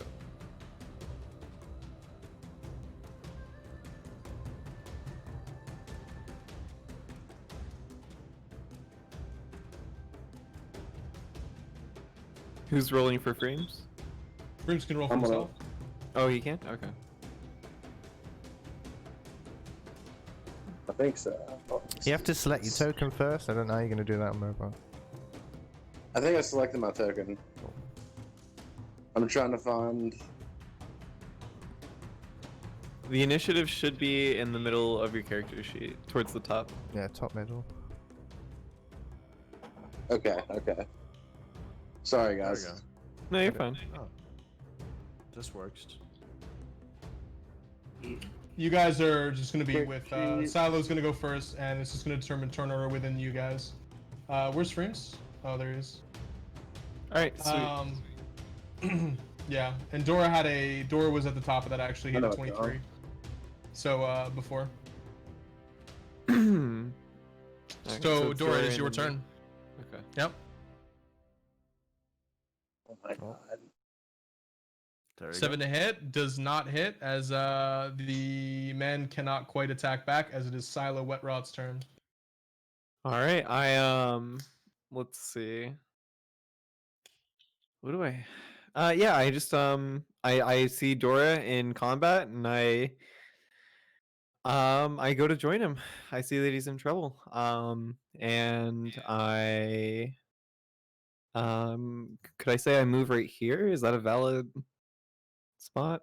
You can move in between those two, we'll say. Right, like yeah, technically, yeah. Okay. We'll just say you're there. You can hold right, there alt we to like put yourself in the middle of a square. Oh shit. Okay, cool. And then I cast poison spray. Wait, do I get hit by this? Did my initiative roll work? Yeah. Yeah, it worked, right? My bad. No, you're fine, Dora. We'll consider you as ducking for this. It's a target creature. Yeah, it it's is target creature. Okay. Mm-hmm. Constitution. I would manipulate this. Yeah, Constitution. Ooh. Ooh, Beats so it. it beats it. Okay, yeah. I manipulate the smoke around him, and it eventually misses. I guess. As it moves on to Jinzik's turn. Can I get within bow range and then shoot him? Yeah. Sure can. Can you move yourself? I don't think I can move myself. I think it's. Okay. Let me try. I assume here. Something like this, maybe. Shit's so scuffed on a phone. Of course. Roll for bow. Okay.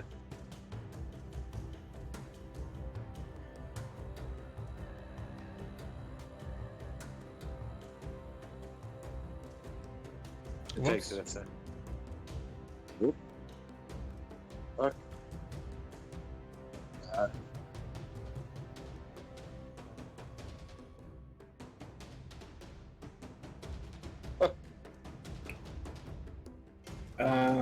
Should someone else just roll for you? Someone should roll for him. It might just be quicker if someone else does it. All right, can somebody roll for him? Dario? Yeah.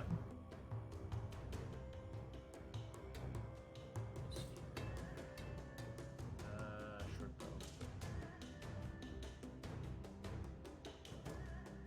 please. 24 to hit. Oh fuck. Oh yeah. 5 damage. Dealing 5 damage to him as an arrow notches in his shoulder. What are the And other it is guards doing Mirror's now? turn. The other guards have not had a turn yet.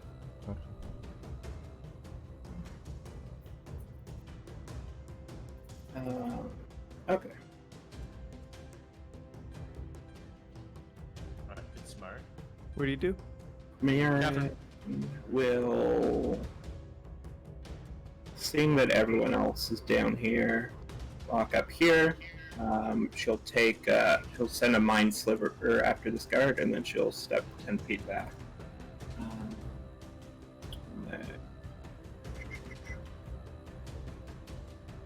It's intelligence saving throw.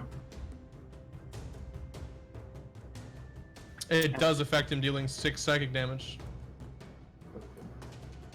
As he clutches his mind as it writhes in agony, as the guard takes a turn and attempts to take down Dora with his clearly at this point dying breaths. Missing. Nope. As the other guards will begin to dash across the battlefield.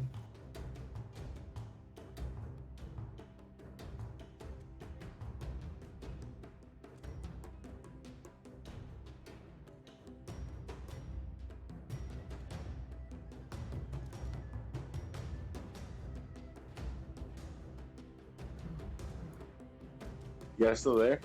Yeah. Okay. He's a bunch of dudes.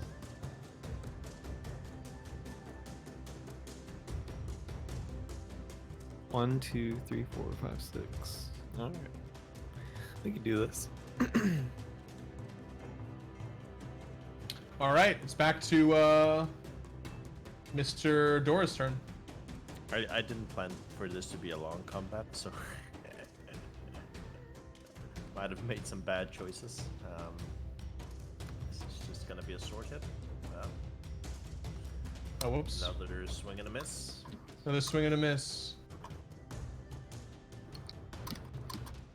Wait. Why am I only hitting with +2? Still wouldn't have changed it. Wait, no. Fix your shit. And we're moving next turn. Mr. Silo. All right. I kind of yell over to Dora. It looks like the smoke did hit you, didn't it? And then I go ahead and cast poison spray once again for 8 damage. He will not pass the Constitution saving throw, dealing 8 damage, and as he closes his eyes and falls to the ground, killing the guard. All right, I say now that's how you do it, and yeah, that's my turn. All right, as it moves on to Mr. Jinzik's turn. Ask Dora where the other gnome is. He's gone. I don't know. Which way did he go? How much can I answer? You can react. 6 seconds worth. Out of here. Like I don't know. He lost me. Kill the gnome freeze. Fast little fuckers. Okay. All right, and then what do you do? What are we doing?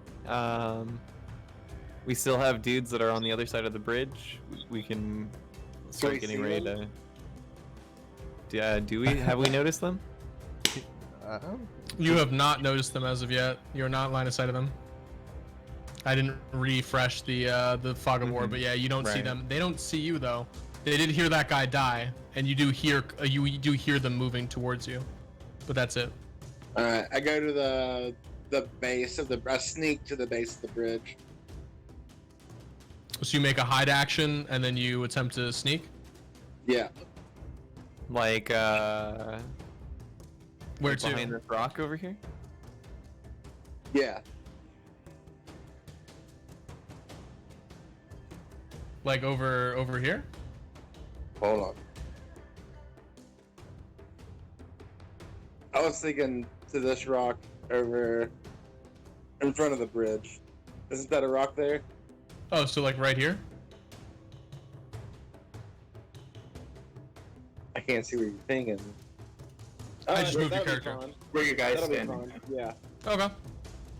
Yeah, make a stealth check. Dario, Yeah, can you and do it for me? I think I got this figured out. Go ahead and do it there. It's quicker. Dario. And you are perfectly hidden from the guards.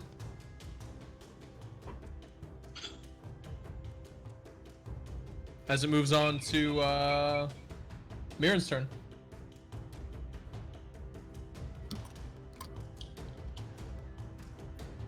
Okay, mirror.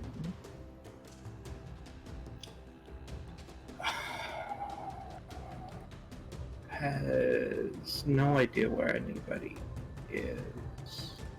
You hear the commotion. You generally know the direction that it's coming from. Yeah. Okay. Just for a check, I can see the enemy now, right? Yes. Okay. I guess she'll walk out 25 feet. She'll see that there's a whole ton of people ahead. And she'll take a fucking dash. No, actually, she'll step 5 more feet forward, and she's gonna take a dodge action. And just hold up here, up against that rock. Yep, that'll be her turn. Alrighty. As the guards will begin to get back into action, they will take a dash action to move towards Catherine. Oh, did Silo, did you have your turn? This round I'm supposed to be right after Mirren, right? Yeah, my bad. Yeah. It's your turn. Okay. I don't have you on my sheet. Let's see. Okay. I'm gonna do something I haven't done before yet. I'm going to pack another bowl into my pipe and smoke it as I begin to transform into a axe beak as I use my wild form An axe beak? or wild shape. Yeah. It's in the monster maze. And you've seen an axe beak before? Yeah. It's a large beast that resides in like grasslands and hills and stuff like that, and I've traveled along many places like that. Okay.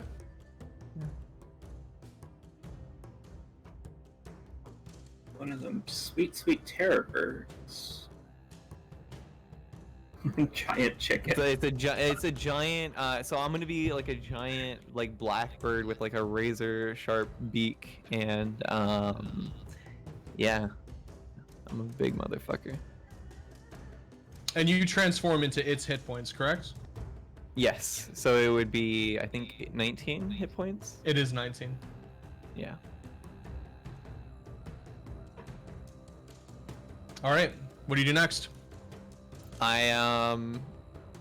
Let's see. Movement does an axe beak have? 50 feet. 50 feet. Yeah, quite a bit. I come around. It's this side of the bridge, and I stand right here Okay. as an axe beak, and I end my turn. And I look towards the party, and I look towards the enemies on the other side, and I make a a fucking whatever sound an axe beak makes, which would be like a or something like that. And yeah, and then like Wait, how does it go again? I don't know. I love it. Yeah. The enemies will make a dash action towards Catherine. Given that the only other enemy they see is a weird-looking bird, as they move to surround Mirren.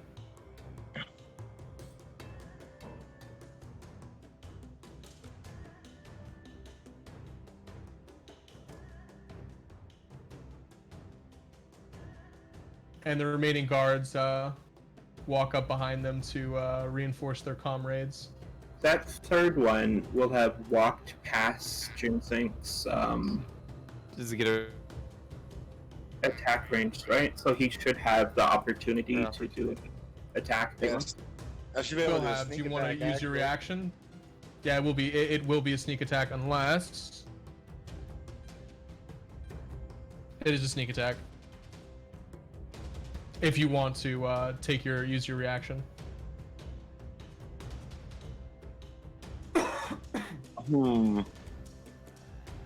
Gotta make it quick. You're unlikely Yeah. to have anything else. I'm gonna have to do it. Yeah. I mean, you could just get the fuck out of there. They can't see you. I'm You and Oh, Dora. true. But what would Jinzik do? It will give up your hiding. That's true. True. Yeah, but I can hit him and then dash, right? Yeah, you can still take your turn will be unaffected.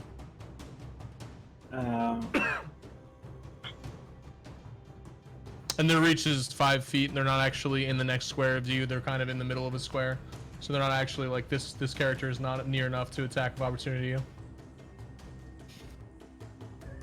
Is that for Freemz? Yeah, that's Wait, for dreams. so I You can add the stealth damage as well. Yeah. Just 1d6, right? All right, dealing 11 damage and wounding this man greatly. Greatly wounded. All right. I got like a stealthy gnome tank. Hell yeah. All right, whose turn is it after that? It would be Dora's Is it- turn. All right.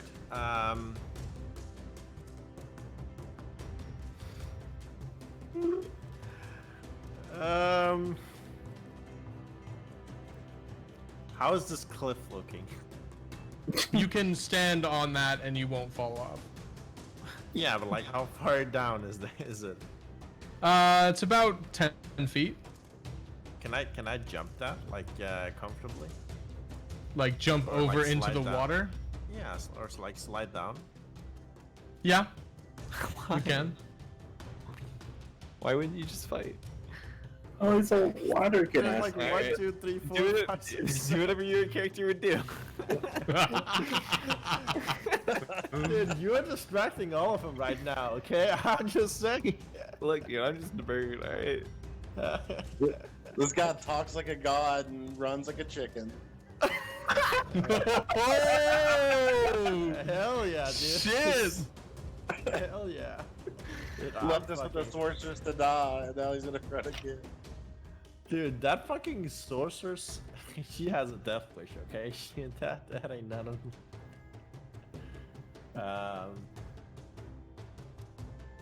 Okay, I'm gonna. Cause I don't fuck me, dude. Wait, what is 10 feet? Is that 6 is seconds. that a lot? Oh no, It's like, pretty steep. It's 10 feet down. It's a story, right? Like the story of a building. You'd have Right, to like- clench your bubble if you jump in the water that tall.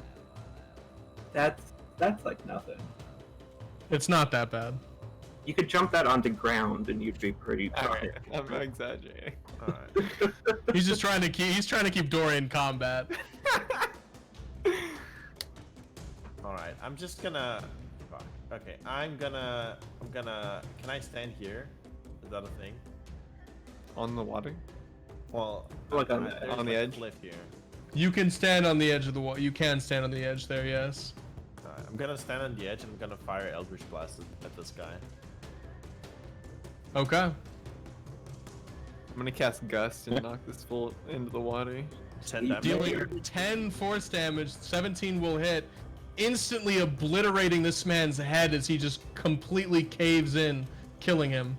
Oh no. Was he hurt before? No. To your knowledge, you have no idea if he was or not. This is the first you've seen of him. Alright. But it could have been that the gnome attacked him. It could have been a number of Sure. things. I'm just gonna jump down into the water from here. Of course you are. Oh. How much of a penalty, like jumping down? Right, so that this is like 10. Make an 15. acrobatics check. You could have just You're used your jumping movement off to a climb steep down. It's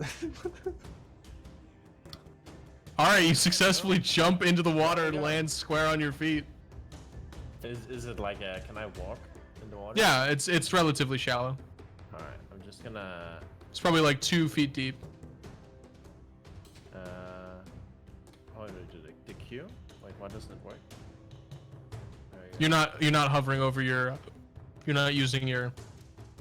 Alright, I'm gonna go here. Can I see this happening? It's kind of out of your line of sight. You can see him. You can see him move like over into the side. I can Yeah, tell that he's so- being a coward, right? Yeah, you can see him. You can see him piece the fuck Yeah, out. I attacked the guy. I killed the guy for you. Yeah, after I fucked him up. I'll remember that this is just for story later.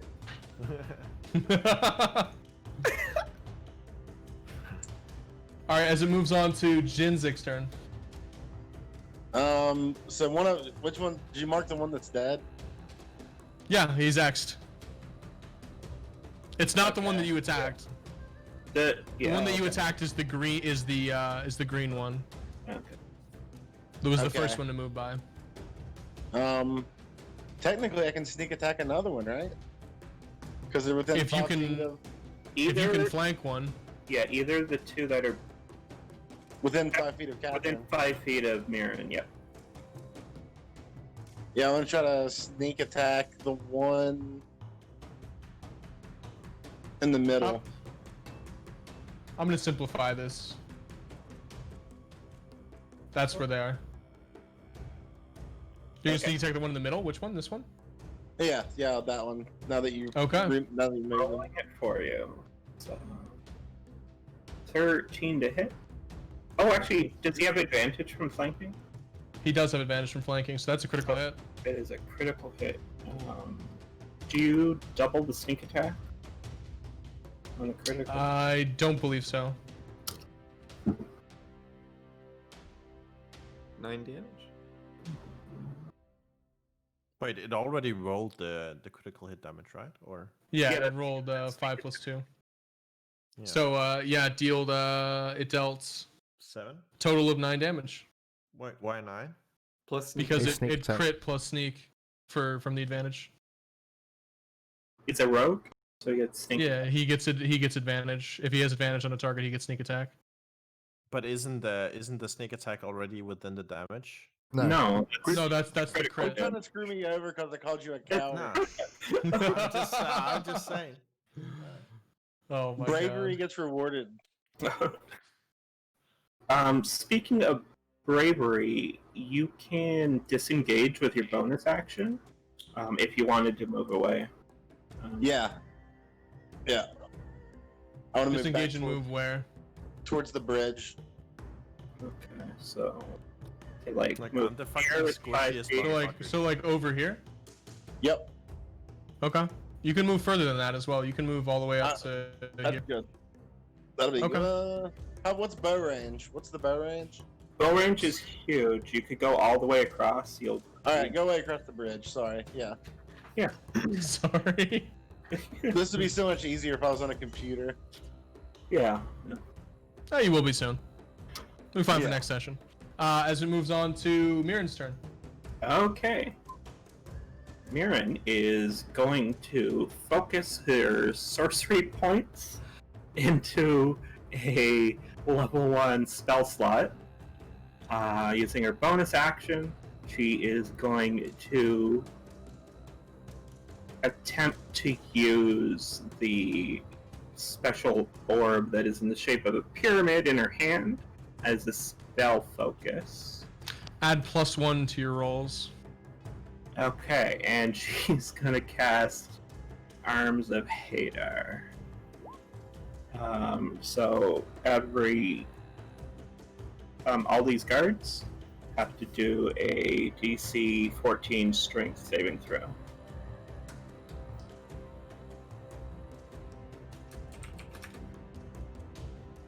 That's like all of them. Is it all of them? Yep. 1, 2, 3, 4, 5, 6 of them. Okay, we're gonna go in order from right to left, top to bottom. First one will critically fail, killing him. Second one will resist, dealing 4 damage, killing him.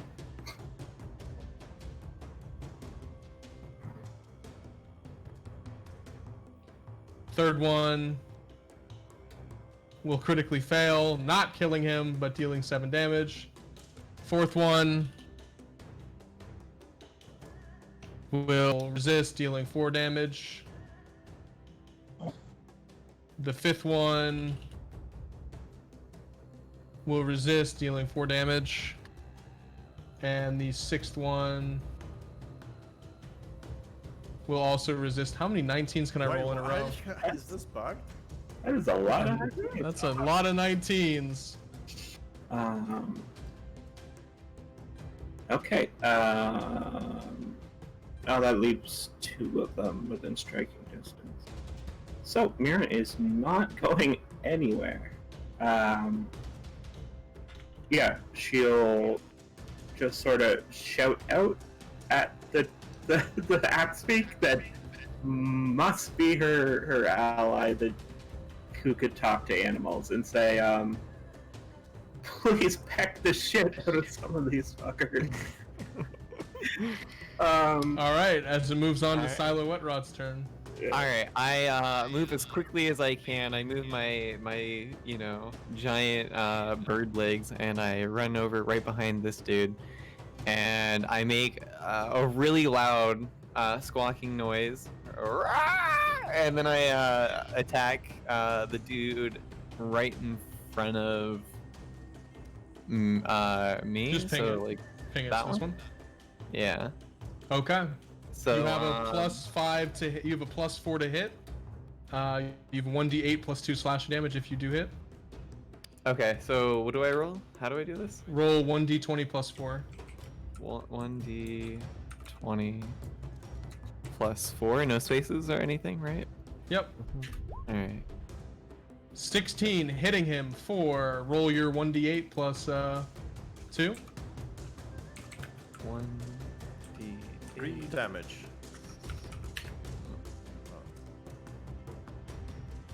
Dealing 5 damage. Alright.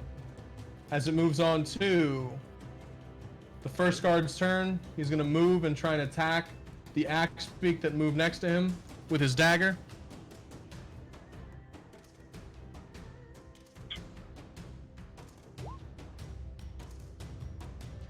Hitting for Hitting.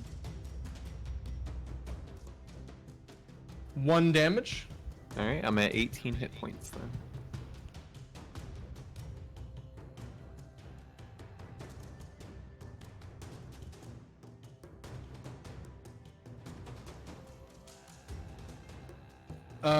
Nice. And the next guard will go. Attempting to move in and on Catherine and kill her.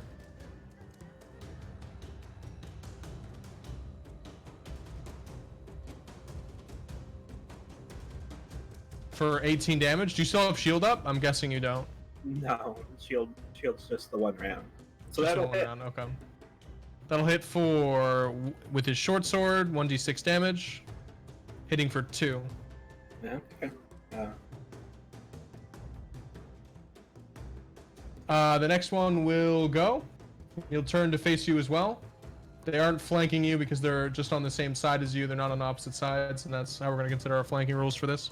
So he will do. Will roll. He will miss, and the final guard will move to attack the axe beak. He will move into a position where he's trying to flank you. However. Whoa.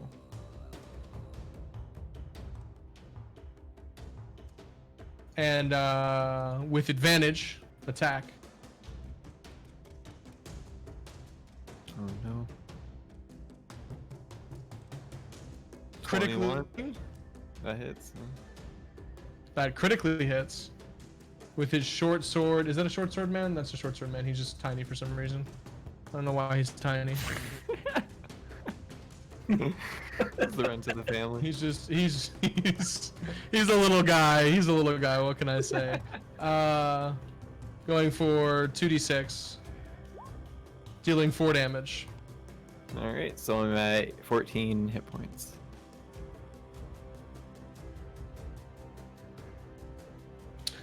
As it moves on to Mr. Dora's turn, the coward of the group.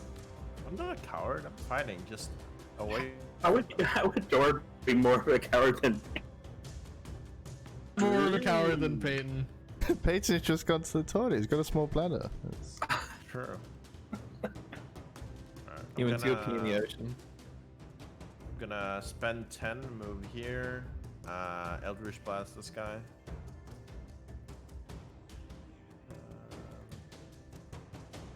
This. Does it hit? It does 5 hit. damage. 5 damage, bringing him to the edge of death, but not quite. Alright, and then As it moves on to. Oh, Well, I still gotta move. go ahead.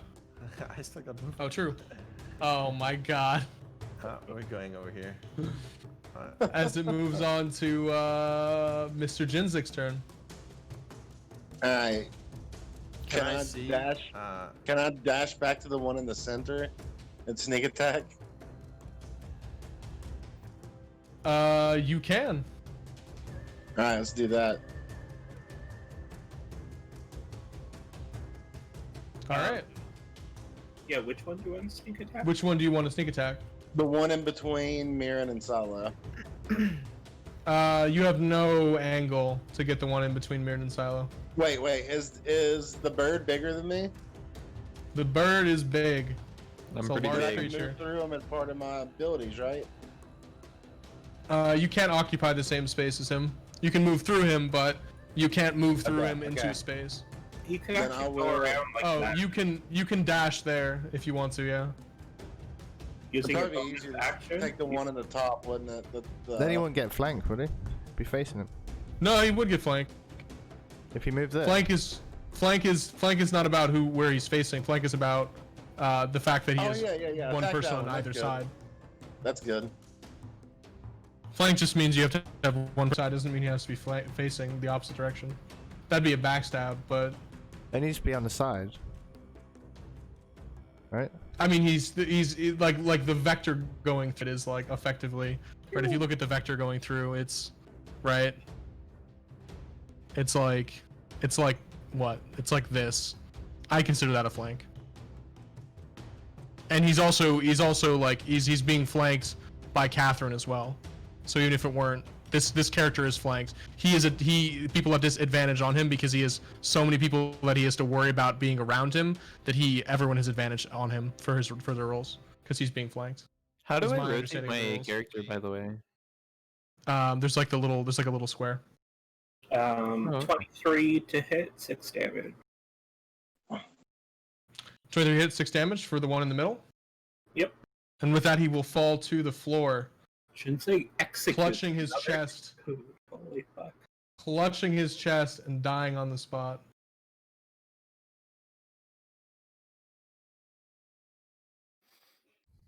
Hell With a yeah. massive X for some I reason. love killing people. That's what I say after I did that. Oh my gosh. All right, as it moves on to Mirren's turn. It should be Peyton. Oh, are you back in? He's in the initiative. He's just wondering where the fuck Dora is, and the guards have gone from this door, right? Yeah, the guards left completely. So if you were hiding yourself back there, yeah. I'll just take. Were you some hiding move- yourself back there? Yeah, I'll just take some movement and Have a look at down All the right. entrance. Let me know if I spot anything. I've only got 60 foot of dark vision. So. Yeah, you don't spot anything quite yet. Yeah. Yeah, so Mirren. Okay. Mirren has a dagger. So yeah, she'll draw a dagger and try to stab this guy that's close to Jinsek. All right. You'll have advantage on him, given that he's flanked. Okay. 4 damage. All right. 22 to hit. Yeah, sorry. You pierce him in the shoulder, dealing 4 damage. As it moves on to Silo Wetrot's turn, unless you have a movement action. You're just gonna yell like, "Your friends are all fucking dead! Run, you fools!" Yeah, go ahead, Silo. Okay. So I make a big croak and I hit this dude. Why can't I ping it? That dude. So I This guy? roll. Yeah. Wait, hold on. How do I do it? Yeah, the one adjacent to me, like diagonally, right? The one Yeah. I'm facing. Alright, so one you're what do I facing. roll again? So I roll 1d20 plus 4.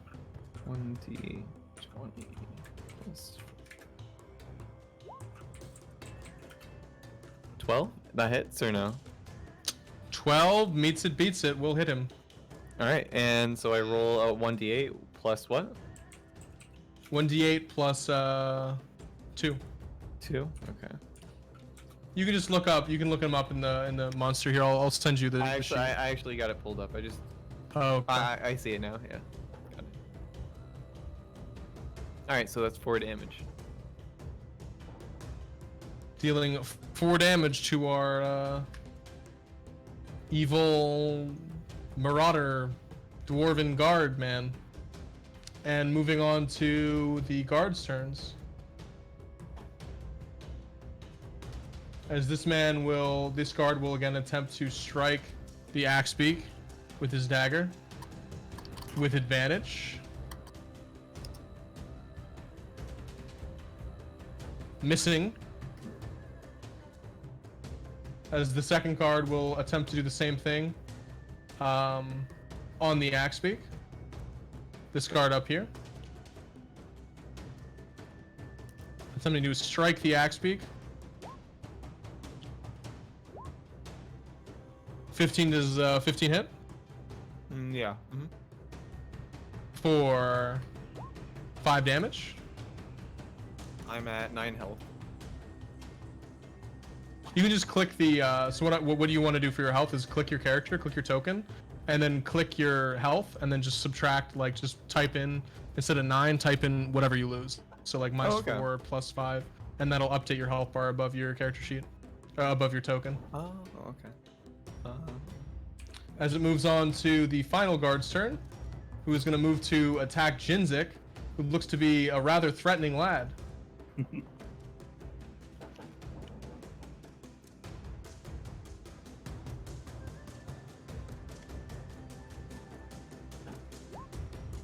Does 18 hit? 18 does hit. For 3 damage. I'll mark that down for you.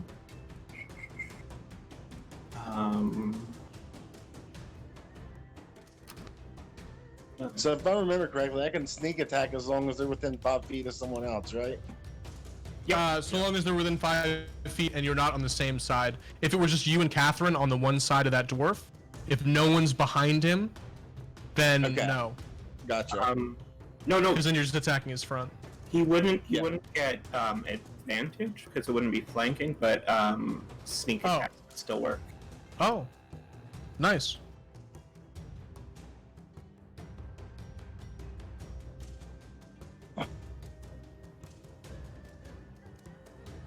Who's up? Based. Mr. Dora is up.